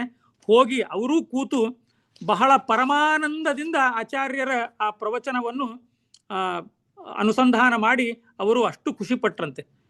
ಇಂತಹ ಪ್ರವಚನ ನಾನು ಏನೋ ಒಂದು ಮಗ ಅನ್ನೋ ಮಮಕಾರದಲ್ಲಿ ನಾನು ಬಿಟ್ಟಿದ್ದೆ ಇವತ್ತಿನವರೆಗೂ, ಈಗ ಇದರ ಪ್ರವಚನ ನಾನು ಇನ್ನು ಆಚಾರ್ಯ ಪ್ರವಚನ ಕೇಳ್ತೇನೆ ಅಂತ ಹೇಳಿ ಅವರಿಗೂ ಕೂಡ ತುಂಬಾ ಖುಷಿ ಆಯಿತು ಅಂತ ನಾರಾಯಣ ಪಂಡಿತಾಚಾರ್ಯ ಹೇಳ್ತಾರೆ. ಒಂದು ಅಚ್ಯುತ ಪ್ರಜ್ಞರಿಗೆ ಉಭಯ ಸಂಕಟ. ಅಚ್ಯುತ ಪ್ರಜ್ಞರು ಶಂಕರರ ಭಾಷ್ಯ ಪಾಠ ಮಾಡೋದು, ಶಿಷ್ಯ ಖಂಡನೆ ಮಾಡೋದು. ಅಚ್ಯುತ ಪ್ರಜ್ಞರು ಪಾಠ ಮಾಡ್ತೀನಿ ಅಂತ ಹೇಳೋದು, ಇವರು ಆಗ ಅದನ್ನ ಖಂಡನೆ ಮಾಡ್ತಾ ಕೂತ್ಕೊಳ್ಳೋದು. ಶಂಕರ ಭಾಷ್ಯ ತಪ್ಪು, ಇದರಲ್ಲಿ ಈ ತರಹದ ಕೆಲವು ಆಂಬಿಗ್ಯುಟಿ ಇದೆ ಅಂತ ಅವರು ಹೇಳ್ತಾ ಹೋದ್ರು. ಆಗ ಅಚ್ಯುತ ಪ್ರಜ್ಞರೇ ಹೇಳಿದ್ರಂತೆ, ಇಲ್ಲ ನೀನೇ ಯಾಕೆ ಭಾಷ್ಯ ಬರೀಬಾರದು, ನೀನು ಎಲ್ಲಾರ್ಗೂ ಖಂಡನೆ ಮಾಡ್ತೀಯಾ, ನೀನೇ ಭಾಷ್ಯ ಬರೆದ್ ಬಿಡಪ್ಪ, ನೀನು ನಿಂದೇ ಒಂದು ಇಂಡಿಪೆಂಡೆಂಟ್ ಆಗಿ ನೀನೇ ಒಂದು ಭಾಷ್ಯ ಬರಿ ಅಂತ ಅಚ್ಯುತ ಪ್ರಜ್ಞರು ಹೇಳಿದ್ರಂತೆ. ಆಗ ಅದಕ್ಕೆ ನಾರಾಯಣ ಪಂಡಿತಾಚಾರ್ಯರು ಹೇಳ್ತಾರೆ, ಹಾಲು ಪ್ಲಸ್ ನೀರು, ಹಾಲು ಮತ್ತೆ ನೀರು ಎರಡೂ ಬೆರೆಸಿದಾಗ ಆ ಹಂಸ ಕೇವಲ ಹಾಲನ್ನು ಮಾತ್ರ ಹೇಗೆ ತಗೋತೆ, ಹಾಗೆ ಆಚಾರ್ಯರು ಅವರ ಸಿಟ್ಟನ್ನು ಬಿಟ್ಟು ನೀನು ಯಾಕೆ ಸೂತ್ರಕ್ಕೆ ಭಾಷ್ಯ ಬರಿಬಾರದು ಅಂತ ಏನು ಅಚ್ಯುತ ಪ್ರಜ್ಞರು ಹೇಳಿದ್ರು ಅದನ್ನು ಮಾತ್ರ ತಗೊಂಡು ಶಿರಸಾ ವಹಿಸಿದ್ರಂತೆ. ಆಯ್ತು ಗುರುಗಳೇ, ನೀವು ಹೇಳಿದ್ದೀರಾ, ನಾನು ಅದನ್ನ ಸ್ವೀಕಾರ ಮಾಡಿದ್ದೇನೆ, ಸೂತ್ರಕ್ಕೆ ಭಾಷ್ಯ ಬರೀತೇನೆ ಅಂತ. ಸೂತ್ರಕ್ಕೆ ಭಾಷ್ಯ ಬರೀತೇನೆ ಅಂತ ಮಧ್ವರು ಆ ಮಾತನ್ನು ಸ್ವೀಕಾರ ಮಾಡಿದ್ರು. ಅಲ್ಲಿ ಒಬ್ರು, ನಾನು ನಿನ್ನೆ ಹೇಳಿದ್ದೆ, ಒಬ್ರು ಅಚ್ಯುತ ಪ್ರಜ್ಞರ ಜೊತೆ ಒಬ್ರು ಜ್ಯೇಷ್ಠ ಯತಿಗಳಿದ್ರು ಅಂತ. ಆ ಜ್ಯೇಷ್ಠ ಯತಿಗಳು ಕೂಡ ಆಚಾರ್ಯರ ಪಾಠಕ್ಕೆ ಬಹಳ, ಅವ್ರಿಗೂ ಆಚಾರ್ಯರ ಮೇಲೆ ತುಂಬಾ ಪ್ರೀತಿ, ಬಹಳ ಅಭಿಮಾನ. ಅವರು ಹೇಳಿದ್ರು, ಇಲ್ಲ ಬೇರೆ ಭಾಷ್ಯದಲ್ಲಿ ಏನಾದ್ರೂ ಹೇಳ್ಕೊಳ್ಳಿ, ನೀವು ನಮಗೆ ಒಂದು ಸರಿಯಾದ ಭಾಷ್ಯ ಬರೆದು ನಮಗೆ ಕೊಡಿ ಅಂತ ಅವರೂ ಕೂಡ ಒತ್ತಾಯ ಮಾಡಿದ್ರು. ಈ ಸಂದರ್ಭದಲ್ಲಿ ಆಚಾರ್ಯರಿಗೆ ಒಂದು ತುಡಿತ ಇತ್ತು. ನಾನು ಆಗಲೇ ಹೇಳಿದ್ದೆ, ಈ ತತ್ವವಾದವನ್ನು ಬರೀ ಉಡುಪಿಯಲ್ಲಿ ಕೂತು ಮಾಡ್ಲಿಕ್ಕಾಗಲ್ಲ, ಇಡೀ ಜಗತ್ತು, ಇಡೀ ನಮ್ಮ ಭಾರತದ ಉದ್ದುಗುಲಿನಲ್ಲಿ ಇದನ್ನು ಪ್ರಚಾರ ಮಾಡಬೇಕು ಅಂತ ಆಚಾರ್ಯರು ಯೋಚನೆ ಮಾಡಿದ್ರು. ಆಗ ಅಚ್ಯುತ ಪ್ರಜ್ಞರು ನಿಮ್ಮನ್ನು ಬಿಡಲ್ಲ ನಾನು ಎಲ್ಲೂ ಅಂತ ಕೂತ್ರು. ಆಗ ಆಚಾರ್ಯರಿಗೆ ಅನಿಸಿತು, ಹೀಗಾದ್ರೆ ಆಗಲ್ಲ, ಇದು ಅಚ್ಯುತ ಪ್ರಜ್ಞರನ್ನೇ ಕರ್ಕೊಂಡು ನಾನು ಯಾತ್ರೆ ಮಾಡಬೇಕು ಅಂತ ಹೇಳಿ ಆಚಾರ್ಯರು ಮೊದಲು ಯಾತ್ರೆ ಶುರು ಮಾಡಿದ್ದೆ ದಕ್ಷಿಣ ಭಾರತಕ್ಕೆ. ಇವತ್ತು ನಾವು ಸುಮಾರು ಆಚಾರ್ಯರ ದಕ್ಷಿಣ ಭಾರತ ಯಾತ್ರೆಯ ಕಥೆಗಳನ್ನು ನಾನು ನಿಮ್ಮ ಮುಂದೆ ಇಡ್ಲಿಕ್ಕೆ ಪ್ರಯತ್ನ ಮಾಡ್ತೇನೆ. ದಕ್ಷಿಣ ಭಾರತ ಉಡುಪಿಯಿಂದ ಮೊದಲು ಹೋದ್ರು. ಉಡುಪಿಯಿಂದ ಮೊದಲು ಹೋಗಿದ್ದೆ ಕಾಸರಗೋಡಿಗೆ. ಉಡುಪಿಯಿಂದ ಕಾಸರಗೋಡೆ ಬರುತ್ತೆ. ಅಲ್ಲಿ ಒಂದು ವಿಷ್ಣುಮಂಗಲ ದೇವಾಲಯ ಇದೆ, ಈಗಲೂ ಕೂಡ ಇದೆ ವಿಷ್ಣುಮಂಗಲ ದೇವಾಲಯ. ಅದು ತ್ರಿವಿಕ್ರಮ ಪಂಡಿತಾಚಾರ್ಯ ಮನೆ ಹತ್ತಿರವೇ ಇದೆ. ಅದೇನು ತ್ರಿವಿಕ್ರಮ ಪಂಡಿತಾಚಾರ್ಯ ಮನೆ, ಅವರ ಮನೆಗೆ ಈಗ ಕಾವು ಮಠ ಅಂತ ಹೇಳ್ತಾರೆ, ಅದರ ಹತ್ತಿರವೇ ಪುರಾತನ ಒಂದು ವಿಷ್ಣುಮಂಗಲ ದೇವಸ್ಥಾನ ಇದೆ. ಅಲ್ಲಿ ಆಚಾರ್ಯರು ಮತ್ತೆ ಅವರ ಪರಿವಾರದವರು, ಅಂದ್ರೆ ಅಚ್ಯುತ ಪ್ರಜ್ಞರು ಇದ್ರು, ಅಲ್ಲಿ ಹೋದರು. ಅಲ್ಲಿ ವಿಷ್ಣುಮಂಗಲ ದೇವಾಲಯದಲ್ಲಿ ಮಂಗಳ ಸ್ವರೂಪಿಯಾದ ಭಗವಂತನಿಗೆ ನಮಸ್ಕಾರ ಮಾಡಿ ಅವತ್ತಿನ ದಿನ ಪೂಜೆ ಅಲ್ಲೇ ಮಾಡಿದರಂತೆ. ಪೂಜೆ ಆದ್ಮೇಲೆ ಭಿಕ್ಷೆ ಸ್ವೀಕಾರ ಆಗ್ಬೇಕಲ್ಲ. ಒಬ್ಬ ಭಕ್ತ ಪೂಜೆಗೆ ಬಂದವನು ಹೇಳ್ದ, ಇಲ್ಲ ನಾನು ಸ್ವಾಮಿಗಳ ಭಿಕ್ಷೆ ಇವತ್ತು ನಾನೇ ಏರ್ಪಾಡು ಮಾಡ್ತೇನೆ ಅಂತ. ಅಷ್ಟರಲ್ಲಿ ಏನಾಗಿತ್ತು ಅಂತಂದ್ರೆ, ಆಚಾರ್ಯರ ಪ್ರಸಿದ್ಧಿ ಇಡೀ ಜಗತ್ತಿನಲ್ಲಿ ವ್ಯಾಪಿಸಿಕೊಂಡಿತ್ತು. ಅಂತಂದ್ರೆ ಆಚಾರ್ಯರು ಕೇವಲ ಬುದ್ಧಿಬಲ ಅಲ್ಲ, ದೇಹ ಬಲದಲ್ಲಿಯೂ ಕೂಡ ಅತಿಮಾನುಷ ಶಕ್ತಿ ಉಳ್ಳವರು ಇವರು ಅಂತ ಇಡೀ ದೇಶ ಉದ್ಯಂತ ಪ್ರಚಾರ ಆಗಿಬಿಟ್ಟಿತ್ತು. ಆ ಒಂದು ಆಚಾರ್ಯರಿಗೆ ಒಂದು ಪರೀಕ್ಷೆ ಮಾಡ್ಲಿಕ್ಕಂತಾನೆ ಅವನು ಆ ಭಕ್ತ ಬಂದಿದ್ದ. ಅವನು ನಾನು ಭಿಕ್ಷೆ ಮಾಡ್ತೇನೆ ಅಂತ. ಮಧ್ಯಾಹ್ನದ ಭಿಕ್ಷೆ ಎಲ್ಲ ಆಯಿತು. ಮಧ್ಯಾಹ್ನದ ಭಿಕ್ಷೆ ಸ್ವೀಕಾರ ಆದ ಮೇಲೆ ಆಚಾರ್ಯರ ಮುಂದೆ ಬಂದು ಒಂದು 200 ನೇಂದ್ರ ಬಾಳೆಹಣ್ಣು, ಅಂದ್ರೆ ಕೇರಳ ಕಡೆ ದೊಡ್ಡ ಬಾಳೆಹಣ್ಣು ಇರುತ್ತಲ್ಲ, ಅದು ಒಂದು ಬಾಳೆಹಣ್ಣು ತಿಂದ್ರೆ ಸಾಕು, ಹೊಟ್ಟೆ ತುಂಬಿ ಬಿಡುತ್ತೆ, ಅಂತಹ 200 ಬಾಳೆಹಣ್ಣು ತಂದು ಆಚಾರ್ಯರ ಮುಂದೆ ಇಟ್ಟ ಅಂತ. ಆಚಾರ್ಯರ ಮುಂದೆ ಇಟ್ಟ. ಆಚಾರ್ಯರು ಕೇಳಿದ್ರೆ ಏನು ಅಂತ ಕೇಳಿದಾಗ, ಇಲ್ಲ ಇದು 200 ಬಾಳೆಹಣ್ಣು, ನೀವು ಅತಿಮಾನುಷ ಶಕ್ತಿ ನಿಮ್ಮ ಹತ್ರ ಇದೆ, ನೀವು 200 ಬಾಳೆಹಣ್ಣು ತಿನ್ಬೇಕು ಅಂತ. ಆಚಾರ್ಯರು ಹೇಳಬಹುದಿತ್ತು, ಇಲ್ಲ ಸನ್ಯಾಸಿಗಳು ಮಧ್ಯಾಹ್ನ ಊಟ ಆಯ್ತು ಅಂದ್ರೆ ಮತ್ತೇನು ತಿನ್ನಲ್ಲ ಅಂತ ಹೇಳಬಹುದಿತ್ತು. ಆದರೆ ಆಚಾರ್ಯರಿಗೆ ಅದು ಇರಲಿಲ್ಲ. ಆಚಾರ್ಯರು ನಾನು ಪೂರ್ಣ ಪ್ರಮಾಣವಾಗಿ ಪ್ರಾಣತತ್ವದ ಅವತಾರ ಅಂತ ತೋರಿಸುವುದು ಒಂದು ಉದ್ದೇಶ. ಆಮೇಲೆ ಇನ್ನೊಂದು ಮುಖ್ಯವಾಗಿ ಅಚ್ಯುತ ಪ್ರಜ್ಞರ ಕಣ್ಣನ್ನು ಪೂರ್ತಿಯಾಗಿ ತೆಗೆಸುವ ಒಂದು ಉದ್ದೇಶ ಇತ್ತು. ಆಯ್ತು, ನಿನ್ನ ಸಂತೋಷ ಅಂತ ಹೇಳಿ 200 ಬಾಳೆಹಣ್ಣು ಆಚಾರ್ಯರು ತಿಂದ್ರು. ಅಂತಂದ್ರೆ ಅದು ಒಂದು ಬಾಳೆಹಣ್ಣು ತಿಂದ್ರೆ ಹೊಟ್ಟೆ ಉಬ್ಬರಿಸ್ಬಿಡತ್ತೆ, ಅಂತಹ 200 ಬಾಳೆಹಣ್ಣು ತಿಂದ್ರು ಆಚಾರ್ಯರು. 200 ಬಾಳೆಹಣ್ಣು ಪೂರ್ತಿ ತಿಂದ ಮೇಲೆ ಆಗ ಅಚ್ಯುತ ಪ್ರಜ್ಞರಿಗೆ ಒಂದು ಸ್ವಲ್ಪ ಗಾಬರಿ ಆಯ್ತಂತೆ. ಆಗ ಅಚ್ಯುತ ಪ್ರಜ್ಞರೇ ಕೇಳ್ತಾರೆ, ತನುದುದರೆ ನಾಸ್ತಿ ಗರಿಷ್ಠತಾ ಕಥಂ, ನೀನು ನಿನ್ನ ಹೊಟ್ಟೆ ಡೊಳ್ಳ ಹೊಟ್ಟೆ ಇಲ್ಲ, ಹಳ್ಳೆ ಹೊಟ್ಟೆ ಅಂತಂದ್ರೆ ಬಹಳ ಸ್ಲಿಮ್ ಆಗಿದೆ ನಿನ್ನ ಹೊಟ್ಟೆ, ಇದು ಹೆಂಗೆ ನೀನು ಇದನ್ನು ಮಾಡಿದೆ ಅಂತ ಅಚ್ಯುತ ಪ್ರಜ್ಞರಿಗೆ ಆಶ್ಚರ್ಯ ಆಯ್ತಂತಂದೆ. ನೀನು ವೃಕೋದರನ, ನೀನು ಏನು ಅಂತ ಅಚ್ಯುತ ಪ್ರಜ್ಞರು ಕೇಳ್ತಾರೆ. ಅದಕ್ಕೆ ನಾವು ಬಳಿತ್ಥ ಸೂಕ್ತದಲ್ಲಿ ಹೇಳ್ತೀವಲ್ಲ, ಪಿತುಮಾನ್ ನಿತ್ಯ ಆಶಯೇ ದ್ವಿತೀಯಮಾ ಸಪ್ತ ಶಿವಾಸು ಮಾತೃಷು ಅಂತಂದ್ರೆ ಬಹುಬುಕ್ ಪಿತುಮಾನ್ ಅಂತಂದ್ರೆ ಬಂಡಿ ಅನ್ನವ ಉಂಡಿತು ಕೂಸು ಅನ್ನೋದು ಆಚಾರ್ಯರು ಇಲ್ಲಿ ತೋರಿಸಿದರು. ನಾನೇ ಹಿಂದಿನ ಅವತಾರದಲ್ಲಿ ಭೀಮನಾಗಿದ್ದೆ, ಅದೇ ಭೀಮನೇ ಮಧ್ವನಾಗಿ ಬಂದ ಅಂತ ತೋರಿಸೋದು ಇದು ಒಂದಿದು. ಅಂತಂದ್ರೆ ಇಲ್ಲಿ ಅವತಾರಗಳ ಕಾಂಟ್ರಾಸ್ಟ್ ನೋಡಿ. ಭೀಮಸೇನ ಇದ್ದಾಗ ಸರ್ಪವನ್ನು ಕೊಂದ, ಆಚಾರ್ಯರು ಕೊಂದ್ರು. ಆಮೇಲೆ ಭೀಮಸೇನ ಬಂಡೆ ಅನ್ನ ಉಂಡ, ಆಚಾರ್ಯರು ಇಲ್ಲಿ ಬಾಳೆಹಣ್ಣು ತಿಂದ್ರು, 200 ಬಾಳೆಹಣ್ಣು ತಿಂದ್ರು. ಅಂತಂದ್ರೆ ಅವರು ವೃಕೋದರರೇ ಇಬ್ರು. ವೃಕ ಅಂತಂದ್ರೆ ಜಗತ್ತನ್ನು ಸಂಹಾರ ಮಾಡುವ ಒಂದು, ಸಂಹರಿಸಿ ಕಬಳಿಸಿ ಬಿಡುವಂತಹ ಒಂದು ಅಗ್ನಿ ಹೊಟ್ಟೆಯಲ್ಲಿರುತ್ತೆ. ವೃಕ ಅಂತಂದ್ರೆ ಅದು ಅಗ್ನಿಯ ಹೆಸರು. ಅಂದ್ರೆ ಜಗತ್ತನ್ನು ಸಂಹಾರ ಮಾಡುವಂತಹ ಒಂದು ಶಕ್ತಿ ಉಳ್ಳಂತಹ ಅಗ್ನಿ ಆಚಾರ್ಯರ ಹೊಟ್ಟೆಯಲ್ಲಿತ್ತು. ಅಂತಂದ್ರೆ ವಾಯುದೇವರಲ್ಲಿದೆ. ಆಂಜನೇಯನೂ ವೃಕೋದರ, ಭೀಮನೂ ವೃಕೋದರ, ಮಧ್ವರೂ ವೃಕೋದರ. ಎಲ್ಲರಿಗೂ ನೀನು ಅಂತಂದ್ರೆ ಎಲ್ಲರಿಗೂ ಅವರು ತೋರಿಸ್ಬೇಕಾಗಿತ್ತು ನಾನೇ ಭೀಮಾವತಾರ ಅಂತ ಮನವರಿಕೆ ಮಾಡಬೇಕಾಗಿತ್ತು. ಅಚ್ಯುತ ಪ್ರಜ್ಞರನ್ನು ಕೂಡ ಕಣ್ಣು ತೆಗೆಸಿದ್ರು. ಆಗ ಆಚಾರ್ಯರು ಹೇಳ್ತಾರೆ, ಅಂಗುಷ್ಠ ಮಾತ್ರಂ ಜಠರಂ ಪ್ರತಿಷ್ಠಿತಂ ಜ್ವಾಜ್ವಲ್ಯಮಾನೋ ಮಮ ಜಾತ ವೇದಸವಾ ಅಂತ ಆಚಾರ್ಯರು ಹೇಳ್ತಾರೆ. ನನ್ನ ದೇಹದಲ್ಲಿ ಅಂಗುಷ್ಟ ಮಾತ್ರ ಒಂದು ಅಗ್ನಿ ಇದೆ. ಆ ಇಡೀ ಜಗತ್ತನ್ನು ಕಬಳಿಸಿ ಭಸ್ಮ ಮಾಡುವಂತಹ ಶಕ್ತಿ ಭಗವಂತ ನನಗೆ ಕೊಟ್ಟಿದ್ದಾನೆ. ಅಂಗುಷ್ಟ ಮಾತ್ರಂ ಜಠರಂ ಪ್ರತಿಷ್ಠಿತಂ ಜಾಜ್ವಲ್ಯಮಾನೋ ಮಮ ಜಾತ ವೇದಸ ಅಂತಂದ್ರೆ ಅಂತಹ ಅಗ್ನಿ, ನಾನು ಇಡೀ ಜಗತ್ತನ್ನೇ ಸುಡಬಲ್ಲ ಅಗ್ನಿ 200 ಬಾಳೆಹಣ್ಣು ಯಾವ್ದು ಲೆಕ್ಕಕ್ಕೆ ಅದಕ್ಕೆ ಅಂತ ಎಲ್ಲರ ಕಣ್ಣನ್ನು ತೆರೆಸಿ ಆಚಾರ್ಯರು ನಾನು ವೃಕೋದರ ಭೀಮಾವತಾರ ಅಂತ ಅದೊಂದು ಪವಾಡ ಮಾಡಿದರಲ್ಲಿ. ಇದು ಅವರ ಯಾತ್ರೆಗೆ ಹೋಗಬೇಕಾದ್ರೆ ನಡೆದ ಮೊದಲನೇ ಪವಾಡ ಇದು. ಕೆಲವರಿಗೆ ಏನಂತಂದ್ರೆ ಯಾವಾಗಲೂ ಹೊಟ್ಟೆಯಲ್ಲಿ ಕಿಚ್ಚೆ ಇದ್ದೇ ಇರುತ್ತೆ, ಹಿಂಗಾಗಿ ಅದನ್ನು ಏನೂ ಮಾಡ್ಲಿಕ್ಕಾಗಲ್ಲ. ಕೆಲವರಿಗೆ ಆಚಾರ್ಯರು ನೋಡಿದಾಗ ಸಂತೋಷ ಆಗೋದು, ಕೆಲವರು ನೋಡಿದಾಗ ಹೊಟ್ಟೆ ಕಿಚ್ಚಾಗೋದು. ಅದೇನ್ ಮಾಡುತ್ತೆ, ಆ ಹೊಟ್ಟೆ ಕಿಚ್ಚು ಅವರನ್ನೇ ನುಂಗಿ ಭಸ್ಮ ಮಾಡುತ್ತೆ ಒಂದು ದಿನ. ಅದು ಕಟ್ಟಿಟ್ಟ ಬುತ್ತಿ. ಯಾರು ಆಚಾರ್ಯರ ಅವತಾರಕ್ಕೆ ಇಷ್ಟು ಹೊಟ್ಟೆ ಕಿಚ್ಚು ಪಟ್ಟರಲ್ಲ ಅವರೆಲ್ಲರೂ ನಾಶವಾಗಿದ್ದಾರೆ, ಅದರಲ್ಲಿ ಏನು ಎರಡನೇ ಸಂಶಯನೇ ಇಲ್ಲ. ಅಚ್ಯುತ ಪ್ರಜ್ಞರು ಸಮಾಧಾನವಾಯಿತು. ಸಮಾಧಾನ ಆದಾಗ ಅವು ಅಂತಂದ್ರೆ ಮತ್ತೆ ಆಚಾರ್ಯರ ದೇಹಶಕ್ತಿ ಬುದ್ಧಿಶಕ್ತಿ ಅಂತಂದ್ರೆ ದೇಹ ಬಲ, ಮನೋಬಲ, ಆತ್ಮಬಲ ಅಂತಂದ್ರೆ ಇದು ಪೂರ್ಣ ಪ್ರಮಾಣದಲ್ಲಿ ಪ್ರಾಣತತ್ವದ ಒಂದು ಅವತಾರ ಅಂತ ಆ ಮೂರೂ ಬಲವನ್ನು ತೋರಿಸಿದ್ರು. ನ್ಯಾಯಮಾತ್ಮ ಬಲಹೇನೇನ ಲಭ್ಯ ಅಂತ ಹೇಳುತ್ತೆ. ಅದೇ ತರ ಅದೇ ಒಂದು ಮಾತಿನಂತೆ ಆಚಾರ್ಯರು ದೇಹಬಲ, ಮನೋಬಲ ಮತ್ತೆ ಆತ್ಮಬಲವನ್ನು ತೋರಿಸಿದರು. ಇದು ಒಂದು ಘಟನೆ ನಡೆಯಿತು.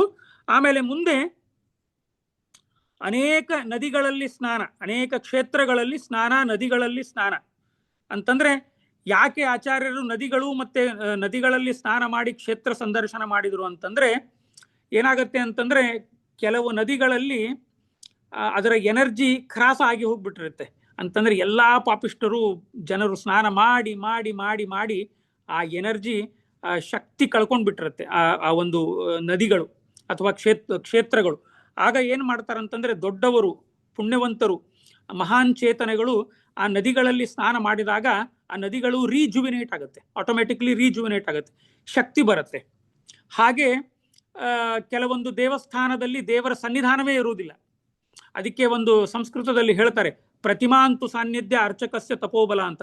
ಪ್ರತಿಮೆಯ ಸಾನ್ನಿಧ್ಯ ಅರ್ಚಕನ ತಪೋಬಲದಲ್ಲಿದೆ. ಅರ್ಚಕ ಎಷ್ಟು ತಪೋಬಲನಾಗಿದ್ದಾನೆ ಅಷ್ಟು ಸಾನ್ನಿಧ್ಯ ಪ್ರತಿಮೆಯಲ್ಲಿ ಬರುತ್ತೆ ಅಂತ ಹೇಳ್ತಾರೆ. ಅಂತಂದ್ರೆ ಯಾಕೆ ಆಚಾರ್ಯರು ಕೆಲವು ದೇವಸ್ಥಾನಕ್ಕೆ, ಅದು ಯಾವುದೇ ದೇವಸ್ಥಾನ ಇರಲಿ, ಶಂಕರ ನಾರಾಯಣನೇ ಇರಲಿ, ನಿಮಗೆ ಮುಂದೆ ಗೊತ್ತಾಗತ್ತೆ, ಮಲ್ಲಿಕಾರ್ಜುನ ಶಿವನ ದೇವಸ್ಥಾನಕ್ಕೂ ಆಚಾರ್ಯರು ಹೋಗಿದ್ರು ಅಂತ. ಆ ದೇವಸ್ಥಾನದ ಶಕ್ತಿ ಏನು ಕ್ರಾಸವಾಗಿರುತ್ತಲ್ಲ ಅದನ್ನ ಮತ್ತೆ ರೀಜುವಿನೇಟ್ ಮಾಡ್ಲಿಕ್ಕೆ ಆಚಾರ್ಯರು ಎಲ್ಲಾ ಕಡೆ ದೇವತಾ ಸಂದರ್ಶನದಲ್ಲಿ, ಎಲ್ಲಾ ದೇವತಾ ಸನ್ನಿಧಾನದಲ್ಲಿ ಆಚಾರ್ಯರು ಹೋಗಿ ಅಲ್ಲಿ ಪಾಠ ಪ್ರವಚನ, ದೇವರ ಪೂಜೆ ಮತ್ತೆ ಅನೇಕರಿಗೆ ಬೋಧನೆ ಮಾಡ್ತಾನೆ ಇದ್ರು. ಒಂದು ರಾಘವೇಂದ್ರ ಸ್ವಾಮಿಗಳ ಜೀವನ ಚರಿತ್ರೆಯಲ್ಲಿ ಒಂದು ಕಥೆ ಬರುತ್ತೆ. ನಮ್ಮ ಗುರುಗಳು ಯಾವಾಗಲೂ ಹೇಳ್ತಿದ್ರು, ಏನಾಗಿತ್ತು ಅಂತಂದ್ರೆ ಚಾತುರ್ಮಾಸಕ್ಕೆ ಒಂದು ದಿನ ಎಲ್ಲೋ ಒಂದು ಕಡೆ ರಾಘವೇಂದ್ರ ಸ್ವಾಮಿಗಳು ಹೋಗಿರ್ತಾರೆ. ನಾನು ಅನೇಕ ಬಾರಿ ಇದನ್ನ ಹೇಳಿದ್ದೇನೆ, ಮತ್ತೊಂದು ಸರ್ತಿ ಹೇಳಲಿಕ್ಕೆ ಇಷ್ಟಪಡ್ತೇನೆ. ಹೋದಾಗ ದೇವಸ್ಥಾನದ ಹೊರಗಡೆ ಕೂತಿರ್ತಾರೆ. ಅರ್ಚಕರು ಬಂದಿದ ತಕ್ಷಣ ರಾಘವೇಂದ್ರ ಸ್ವಾಮಿಗಳು ಎದ್ದು ನಿಂದಿರ್ತಾರೆ. ಎದ್ದು ನಿಂತ ಮೇಲೆ ಮತ್ತೆ ಅವನು ಅರ್ಚಕರು ಒಳಗಡೆ ಹೋದ್ಮೇಲೆ ಮತ್ತೆ ಕೂತ್ಕೋತಾರೆ ರಾಘವೇಂದ್ರ ಸ್ವಾಮಿಗಳು. ಆಮೇಲೆ ಅರ್ಚಕರು ಹೋಗ್ಬೇಕಾ, ಬಾಗಿಲು ಹಾಕೊಂಡು ಹೋಗ್ಬೇಕಾದ್ರೆ ಮತ್ತೆ ರಾಯರು ಎದ್ದು ನಿಂದಿರ್ತಾರೆ. ಆಗ ಎಲ್ಲಾ ವಿದ್ವಾಂಸರು ಎಲ್ಲ ಕೇಳ್ತಾರೆ, ಇದೇನ್ ರಾಯರ ಹಿಂಗ್ ಮಾಡ್ತಾ ಇದ್ದೀರಾ? ಅರ್ಚಕರು ನೀವು ಸನ್ಯಾಸಿಗಳು, ಅವನು ಗೃಹಸ್ಥ, ಆದ್ರೂ ಯಾಕೆ ಎದ್ದು ನಿಂತ್ಕೋತಾ ಇದ್ದೀರಾ ಅಂತಂದ್ರೆ, ಅಲ್ಲ ರಾಯರು ಹೇಳ್ತಾರಾಗ, ಅರ್ಚಕ ಒಳಗೆ ಹೋಗ್ಬೇಕಾದ್ರೆ ದೇವರು ಆಚೆ ಬಂದ ಅಂತೆ, ಅದಕ್ಕೆ ಎದ್ದು ನಿಂತೆ ನಾನು. ಆಮೇಲೆ ಆ ಅರ್ಚಕ ಹೊರಗೆ ಹೋಗ್ಬೇಕಾದ್ರೆ ಮತ್ತೆ ದೇವರು ಒಳಗೆ ಹೋದ ದೇವಸ್ಥಾನದ ಒಳಗೆ, ಅದಕ್ಕೆ ಎದ್ದು ನಿಂತೆ ಅಂತ ರಾಯರು ಅಪಹಾಸ್ಯ ಮಾಡ್ತಾರೆ. ಅಂತಂದ್ರೆ ಪ್ರತಿಮಾಂತು ಸಾನ್ನಿಧ್ಯ ಅರ್ಚಕಸ್ಯ ತಪೋಬಲ. ಅರ್ಚಕನ ತಪೋಬಲ ಎಷ್ಟಿದೆ ಅಷ್ಟು ಪ್ರತಿಮೆಯಲ್ಲಿ ಸಾನ್ನಿಧ್ಯ ಇರುತ್ತೆ, ಆ ಕ್ಷೇತ್ರದಲ್ಲಿ ಸಾನ್ನಿಧ್ಯ ಇರುತ್ತೆ. ನನಗೆ ಇದು ಒಂದು ಉದಾಹರಣೆ ನಾನು ಕೊಟ್ಟೆ. ಆಗ ಮುಂದೆ ಹಾಗೆ ಸಂಚಾರ ಮಾಡುತ್ತಾ ಆಚಾರ್ಯರು ಎಲ್ಲೇ ಹೋದಲ್ಲಿ ವಿದ್ವಾಂಸರಲ್ಲಿ ಗೋಷ್ಠಿ, ಚರ್ಚೆ ಮತ್ತೆ ಪಾಠ ಪ್ರವಚನ. ಆಮೇಲೆ ಮುಂದೆ ಹಾಗೆ ಕೇರಳಕ್ಕೆ ಬರ್ತಾರೆ. ಕೇರಳದಲ್ಲಿ ಅಲ್ಲಿ ಪಯಸ್ವಿನಿ ನದಿ ಇದೆ. ಆ ಪಯಸ್ವಿನಿ ನದಿ ಕಾಸರಗೂಡು ದಾಟಿದ ಮೇಲೆ ಪಯಸ್ವಿನಿ ನದಿ ಬರುತ್ತೆ. ಅಲ್ಲಿ ನಾರಾಯಣ ಪಂಡಿತರು ಹೇಳ್ತಾರೆ, ಸ್ವಹೇಳಯ ಪತಿತಾ ಪಾರ್ಥಿವ ವ್ರಜಂ ದಿದಿಶುದ್ಧದಾಂ ಕೇರಳ ಭೂಷಣಾಯಿತಂ ಪಯಸ್ವಿನಿಂ ಪ್ರೇಕ್ಷಪತಿ ದ್ವಿಚಾರ್ಚಿತಂ ಸಭಾವಿನಿಂ ಸ್ಮರತದತ್ರ ಚಂಡಿಕಾಂ. ಪಯಸ್ವಿನಿ ನದಿ ತೀರದಲ್ಲಿ ತಾಯಿ ಚಂಡಿಕೆ ಅವತಾರ ಮಾಡವಳಿದ್ದಾಳೆ ಅಂತ ಆ ಪಯಸ್ವಿನಿ ನದಿ ತೀರದಲ್ಲಿ ಮುಂದೆ ಒಂದು ದಿನ ತಾಯಿ ದುರ್ಗೆ ಚಂಡಿಕೆ ಅವತಾರ ಮಾಡ್ತಾಳೆ ಅಂತ ಆಚಾರ್ಯರು ಆ ಪಯಸ್ವಿನಿ ನದಿಯ ದಡದಲ್ಲಿ ಚಂಡಿಕೆಗೆ ಪ್ರಾರ್ಥನೆ ಮಾಡಿ, ಆಮೇಲೆ ಮುಂದೆ ಅಲ್ಲಿಂದ ಅನಂತ ಶಯನ, ಅನಂತಾಸನ, ಅನಂತ ಪದ್ಮನಾಭ, ತಿರುವನಂತಪುರಂ, ತ್ರಿವೇಂದ್ರಂ ಅಲ್ಲಿ ಹೋದರಂತೆ. ಅಲ್ಲಿ ಮೊದಲು ನಾರಾಯಣ ಪಂಡಿತರು ಹೇಳ್ತಾರೆ, ಈ ಅನಂತ ಶಯನಕ್ಕೆ ಮೊದಲು ಹೆಸರಿದ್ದಿದ್ದೇ ಶ್ರೀ ಅನಂತಪುರ ಅಂತ. ಅಂತಂದ್ರೆ ತಮಿಳು, ಮಲಯಾಳ ಇದರಲ್ಲಿ ಲಕ್ಷ್ಮಿಗೆ ತಿರು ಅಂತ ಹೇಳ್ತಾರೆ ಅವರು. ಈಗ ಶ್ರೀನಿವಾಸನ, ವೆಂಕಟೇಶನಿಗೆ ತಿರುಪತಿ ಅಂತ ಇದನ್ನ ಸೇರಿಸಿದ್ರು. ಆಮೇಲೆ ಇಲ್ಲಿ ತಿರುವನಂತಪುರಂಗೆ ಶ್ರೀ ಅನಂತಪುರ ಇದ್ದಿದ್ದು ತಿರುವನಂತಪುರ ಅಂತ ಸೇರಿಸಿದ್ರು. ಅದಕ್ಕಿಂತ ಮುಂಚೆ ಅದಕ್ಕೆ ಹೆಸರಿದ್ದಿದ್ದು ಸ್ಯಾನಂದೂರು ಅಂತ ಹೇಳ್ತಾರೆ. ಈ ಕೆಲವು ಅಪೂರ್ವ ಇತಿಹಾಸದ ಘಟನೆಗಳನ್ನು ಕೇವಲ ನಾರಾಯಣ ಪಂಡಿತಾಚಾರ್ಯರು ಮಾತ್ರ ಹೇಳ್ತಾರೆ. ಮಣಿಮಂಜರಿ ಮತ್ತು ಮಧ್ವ ವಿಜಯದಲ್ಲಿ ಮಾತ್ರ ಇದರ ಉಲ್ಲೇಖ ಬರುತ್ತೆ.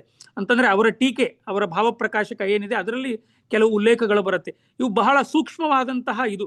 ಅಂತಂದ್ರೆ ಕೇವಲ ಮಧ್ವ ವಿಜಯ ನಾವು ಒಂದು ಆಚಾರ್ಯರ ಜೀವನ ಚರಿತ್ರೆ ಅಂತ ಮಾತ್ರ ಓದಬೇಡಿ. ಇದು ಸರ್ವಶಾಸ್ತ್ರಗಳ ಸಂಗ್ರಹ, ಮತ್ತೆ there is a history belongs to it. ಅದಕ್ಕಾಗಿ ಇತಿಹಾಸದ ಒಂದು ದೃಷ್ಟಿ, ಇತಿಹಾಸಕ್ಕೆ ಯಾವುದೂ ಒಂದು ಧಕ್ಕೆ ಬಾರದೆ ಅದರ ಕಾಳಜಿ ಇಟ್ಟುಕೊಂಡು ಆಚಾರ್ಯರು ನಾರಾಯಣ ಪಂಡಿತಾಚಾರ್ಯ ಗ್ರಂಥವನ್ನು ರಚನೆ ಮಾಡಿದ್ದಾರೆ. ಆಗ ಅಲ್ಲಿ ಅನಂತ ಪದ್ಮನಾಭನ ದರ್ಶನ ಆಗತ್ತೆ. ಆಂಬೋಜನಾಭಂ ಸಭುಜಂಗಶಾಯಿನಂ ಶ್ರೀವಲ್ಲಭಂ ಶ್ರೀವದನಂತ ಸತ್ಪುರೇ ಅಂತ ಅನಂತ ಪದ್ಮನಾಭನ ಸನ್ನಿಧಾನ ಮಾಡಿ ಅಲ್ಲಿ ಆಚಾರ್ಯರು ಅನಂತೇಶ್ವರನಲ್ಲಿ ಮತ್ತೆ ಬ್ರಹ್ಮಸೂತ್ರ ಪಾಠ ಪ್ರವಚನ ಶುರು ಮಾಡಿದರು ಅಂತ ಮಧ್ವವಿಜಯ ಹೇಳುತ್ತೆ. ಆ ಅನಂತ ಪದ್ಮನಾಭ, ನಮ್ಮ ಮಧ್ವರ ಅಂತರ್ಯಾಮಿಯಾದ ಅನಂತ ಪದ್ಮನಾಭ ನಮ್ಮನ್ನೆಲ್ಲರನ್ನೂ ಸಲಹಲಿ, ನಮಗೆ ಸತ್ಯದ ದಾರಿಯಲ್ಲಿ ತೆಗೆದುಕೊಂಡು ಹೋಗಲಿ ಅಂತ ನಾನು ಈ ನಿಟ್ಟಿನಲ್ಲಿ ಇವತ್ತಿನ ಈ ಮಧ್ವವಿಜಯದ ಚಿಂತನೆಯನ್ನು ಮುಗಿಸ್ತಾ ಇದ್ದೇನೆ. ಓಂ ಸ್ವಸ್ತಿ. ನಾಹಂ ಕರ್ತ ಹರಿಕರ್ತ ತತ್ಪೂಜಾ ಕರ್ಮಚಾಕಿಲಃ ತಥಾಪಿ ಮತ್ಕೃತಾ ಪೂಜಾ ತತ್ಪ್ರಸಾದೇನ ನಾನ್ಯಥಾ ತದ್ಭಕ್ತಿ ತತ್ಫಲಂ ತತ್ಮಹ್ಯಃ ಪುನಃ ಪುನಃ ಕರ್ಮನ್ಯಾಸೋ ಹರಾದೇವ ವಿಷ್ಣು ತೃಪ್ತಿಕರಃ ಸದಾ ಯತ್ಸರ್ವಗುಣ ಸಂಪೂರ್ಣಂ ಸರ್ವದೋಷ ವಿವರ್ಜಿತಂ ಪ್ರಿಯತಾಂ ಪ್ರೀತಯೇ ವಾಲಂ ವಿಷ್ಣುರ್ಮೇ ಪರಮಸ್ಹೃತ್ ನಾರಾಯಣಂ ನಿಖಿಲ ಪೂರ್ಣ ಗುಣೈಕದೇಹಂ ನಿರ್ದೋಷಮಾಪ್ಯಮಖಿಲೈ ಸುವಾಕ್ಯೈಃ ಅಸ್ಯೋದ್ಭವಾದಿ ಮಮ ಶೇಷ ವಿಶೇಷತೋಪಿ ವಂದ್ಯಂ ಸದಾ ಪ್ರಿಯತಮಂ ಸನ್ನಮಾಮಿ. ಶ್ರೀಕೃಷ್ಣಾರ್ಪಣಮಸ್ತು, ಮಧ್ವೇಶಾರ್ಪಣಮಸ್ತು. ಓಂ ಸ್ವಸ್ತಿ. ಯಾರಿಗಾರದ್ರು ಪ್ರಶ್ನೆ ಇದ್ರೆ ಕೇಳಬಹುದು.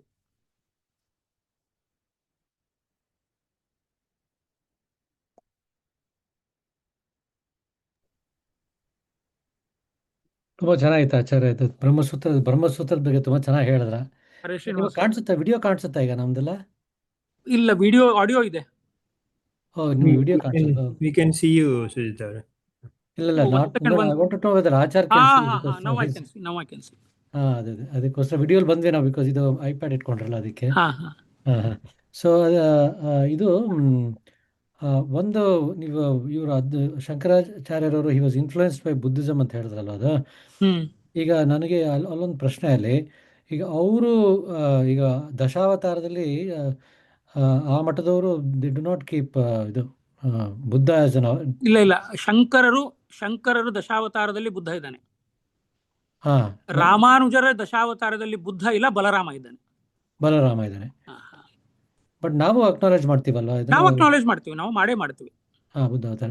ಬಟ್ ದುಷ್ಟ ಕುಲಾಂತಕ ಕಲ್ಕಿ ಸ್ವರೂಪ ಅಂತ ನಾವು ಅದನ್ನ ಕಲ್ಕಿ ಸ್ವರೂಪ ಮತ್ತೆ ಬುದ್ಧ ಎರಡು ಅಕ್ನಾಲೇಜ್ ಮಾಡೇ ಮಾಡ್ತೀವಿ. ಬುದ್ಧೋ ನಾಮ್ನ ಜಿನಸುತಃ ಕೀಕಟೇಶು ಭವಿಷ್ಯತಿ ಅಂತ ಭಾಗವತವೇ ಹೇಳುತ್ತೆ. ಬುದ್ಧ ಒಬ್ಬನೇ, ಕೆಲವರು ಎರಡೆರಡು ಬುದ್ಧ ಅಂತ ತಿಳ್ಕೊಂಡಿದ್ದಾರೆ, ಅದು ಮತ್ತೆ ಅದು ತಪ್ಪು. ಒಬ್ಬನೇ ಒಬ್ಬ ಬುದ್ಧ. ಬುದ್ಧನ ತಂದೆ ಶುದ್ಧೋಧನ, ಅವನು ಜೈನ ಮತ ಅನುಯಾಯಿಯಾಗಿದ್ದ. ಬುದ್ಧ ಬಂದ ಮೇಲೆ ಬುದ್ಧಿಸಂ ಬಂತು. ಹೀಗಾಗಿ ಬುದ್ಧ ಒಬ್ಬನೇ, ಬುದ್ಧ ಎರಡು ಅಂತ ಕೆಲವು ಪಂಡಿತರು ಹೇಳ್ತಾರೆ. ಅದು ಶುದ್ಧಾಂಗ ಶುದ್ಧ ತಪ್ಪದು. ಅದು ಆಚಾರ್ಯರ ಸಮ್ಮತಿ ಅಲ್ಲ, ಆಚಾರ್ಯರ ಮಧ್ವರಿಗೆ ಸಮ್ಮತಿ ಬರಲ್ಲ ಅದು. ನಿಮಗೆ ಭಾಗವತದಲ್ಲಿ ಕೃಷ್ಣಾವತಾರ ದಶಮ ಸ್ಕಂದದಲ್ಲಿ ಅಕ್ರೂರನಿಗೂ ಕೂಡ ಕೃಷ್ಣ ಬುದ್ಧನ ಹಾಗೆ ಕಾಣಿಸಿದ್ದಾನೆ. ಅಂತಂದ್ರೆ ಬುದ್ಧ ಪರಿಪೂರ್ಣ ಅವತಾರ ಅನ್ನೋದ್ರಲ್ಲಿ ಎರಡನೇ ಮಾತಿಲ್ವೇ ಇಲ್ಲ. ಬಟ್ ಬುದ್ಧ ಫಿಲಾಸಫಿ ಒಪ್ಪಲ್ಲ ಅಲ್ವಾ ನಾವು? ಬುದ್ಧ ಎಲ್ಲೂ ವೇದ ಅಪ್ರಮಾಣ ಅಂತ ಹೇಳಿಲ್ಲ. ಅವನ ಶಿಷ್ಯಂದ್ರು ತಪ್ಪು ತಿಳ್ಕೊಂಡ್ರು. ಅದು ಮುಂದೆ ನಿಮಗೆ 15ನೇ ಸರ್ಗದಲ್ಲಿ ಬರುತ್ತೆ. ಬೌದ್ಧ ಮತ ಹೇಗೆ ಡಿವೈಡ್ ಆಯ್ತು, ಬೌದ್ಧರಲ್ಲಿ ಯಾರ್ಯಾರಿದ್ರು, ಅವ್ರು ಹೇಗೆ ಡಿವೈಡ್ ಆಯ್ತು, ಅವ್ರು ಏನು ಅರ್ಥ ಮಾಡ್ಕೊಂಡ್ರು ಬುದ್ಧನನ್ನು ಅಂತ ಅದು ಮುಂದೆ ಬರುತ್ತೆ. ಈಗ ಉದಾಹರಣೆಗೆ ನನ್ನ ಕಿಸೆಯಲ್ಲಿ 100 ರೂಪಾಯಿ ಇದೆ. ನಾನು ಎಲ್ಲಾರ ಹತ್ರ ಹೋಗ್ತಾ ಹೇಳಲ್ಲ ನನ್ನ ಕಿಸೆಯಲ್ಲಿ 100 ರೂಪಾಯಿ ಇದೆ, 100 ರೂಪಾಯಿ ಇದೆ ಅಂತ. ನಾನು ಕಳ್ಳನ ಹತ್ರ ಹೋಗಿನೂ ಹೇಳಲ್ಲ ನನ್ನ ಹತ್ರ 100 ರೂಪಾಯಿ ಇದೆ ಅಂತ. ಅಂತಂದ್ರೆ ಬುದ್ಧ ವೇದ ಪ್ರಮಾಣವೂ ಅಲ್ಲ, ಅಪ್ರಮಾಣವೂ ಅಂತ ಹೇಳಲೇ ಇಲ್ಲ ಅವನು. ಈಗ ಬುದ್ಧ ವೇದ ಪ್ರಮಾಣ ಇಲ್ಲ ಅಂತ ಹೇಳಿದ್ರೆ ನಾನು ವೇದ ಪ್ರಮಾಣ ಇಲ್ಲ ಅಂತ ತಗೊಳಕಾಗತ್ತೆ? ಇಲ್ಲ. ಅವನು ಬುದ್ಧ ವೇದದ ಬಗ್ಗೆ ಏನು ಹೇಳಲೇ ಇಲ್ಲ. ಅವನು ಹೇಳಲಿಲ್ಲ ಅಂತ ಹೇಳಿದ್ರೆ ಅಪ್ರಮಾಣ ಆಗೋದು ಹೇಗೆ? ಹಾಗೆ ಅವನ ಅನುಯಾಯಿಗಳು ತಪ್ಪಾಗಿ ತಿಳ್ಕೊಂಡ್ರು. ಆಮೇಲೆ ಇನ್ನೊಂದು ಹೇಳ್ಬೇಕಂತಂದ್ರೆ ಬುದ್ಧ ಏನು ಕಲಿಸಿದಾನಲ್ಲ, ಅದಕ್ಕೆ ಪ್ರಶಾಂತ ವಿದ್ಯೆ ಅಂತ ಹೇಳ್ತಾರೆ. ಅದು ದೇವತೆಗಳು ಇನ್ನೂ ಕೂಡ ಪ್ರಶಾಂತ ವಿದ್ಯೆಯನ್ನು ಅವರು ಪ್ರಾಕ್ಟೀಸ್ ಮಾಡ್ತಾ ಇರ್ತಾರೆ. ಬುದ್ಧ ಭಗವಂತನ ಅವತಾರ, ಬುದ್ಧ ಪೂರ್ಣ ಪ್ರಮಾಣದಲ್ಲಿ ಭಗವಂತನ ಅವತಾರ ಅನ್ನೋದರಲ್ಲಿ ಯಾವ ಪ್ರಶ್ನೆಯೂ ಇಲ್ಲ, ನಿರ್ವಿವಾದನೂ ಇಲ್ಲ. ಶಂಕರರು ಹೇಳಲಿಲ್ಲ, ಮತ್ತೆ ಆಚಾರ್ಯರು ಹೇಳಲಿಲ್ಲ ಬುದ್ಧ ಭಗವಂತನ ಅವತಾರ ಅಲ್ಲ ಅಂತ. ಕೇವಲ ರಾಮಾನುಜ ಪಂಥೀಯರು ಮಾತ್ರ ಬುದ್ಧನನ್ನು ಹೊರಗೆ ಬಿಟ್ಟು ಬಲರಾಮನನ್ನು ತಗೊಂಡ್ರು. ಆಮೇಲೆ ನೀವು ಉತ್ತರ ಭಾರತಕ್ಕೆ ಹೋದ್ರೆ ಜಯದೇವ ಒಂದು ಗೀತ ಗೋವಿಂದ ಅಂತ ಮಾಡಿದ್ದಾನೆ, ನೀವು ಕೇಳಿರಬಹುದು. ಅದು ಅದರಲ್ಲಿ ಅವನೇನು ಹೇಳ್ತಾನಂತಂದ್ರೆ, ದಶಾ ಕೃತಿ ಕೃಷ್ಣಾಯ ತುಭ್ಯಂ ನಮಃ. ಅವರು ಕೃಷ್ಣ 10 ಅವತಾರದ ಮೂಲ ಪುರುಷ ಅಂತ ಹೇಳ್ತಾರೆ ಅವರು. ಅವನು ಜಯದೇವ ಗೀತ ಗೋವಿಂದದಲ್ಲಿ ಹೇಳೋದೇ ಹಾಗೆ, ದಶಾ ಕೃತಿ ಕೃಷ್ಣಾಯ ತುಭ್ಯಂ ನಮಃ ಅಂತ. ಅವರು ಕೂಡ ಬುದ್ಧನನ್ನು ಆಚೆ ಇಟ್ಟರು, ಬಲರಾಮನನ್ನು ತಗೊಂಡ್ರು. ಶಂಕರರು ಮತ್ತೆ ಮಧ್ವರಲ್ಲಿ ಯಾವುದೇ ತರದ್ದು ಡಿಫರೆನ್ಸ್ ಇಲ್ಲ ದಶಾವತಾರದಲ್ಲಿ. ಧನ್ಯವಾದ ಆಚಾರ್ಯ. ನಮಸ್ಕಾರ.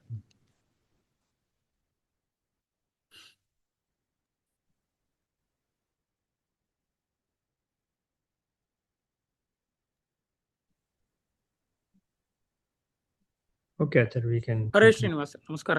ಓಂ ಶ್ರೀ. ಧನ್ಯವಾದಗಳು. ಧನ್ಯವಾದ.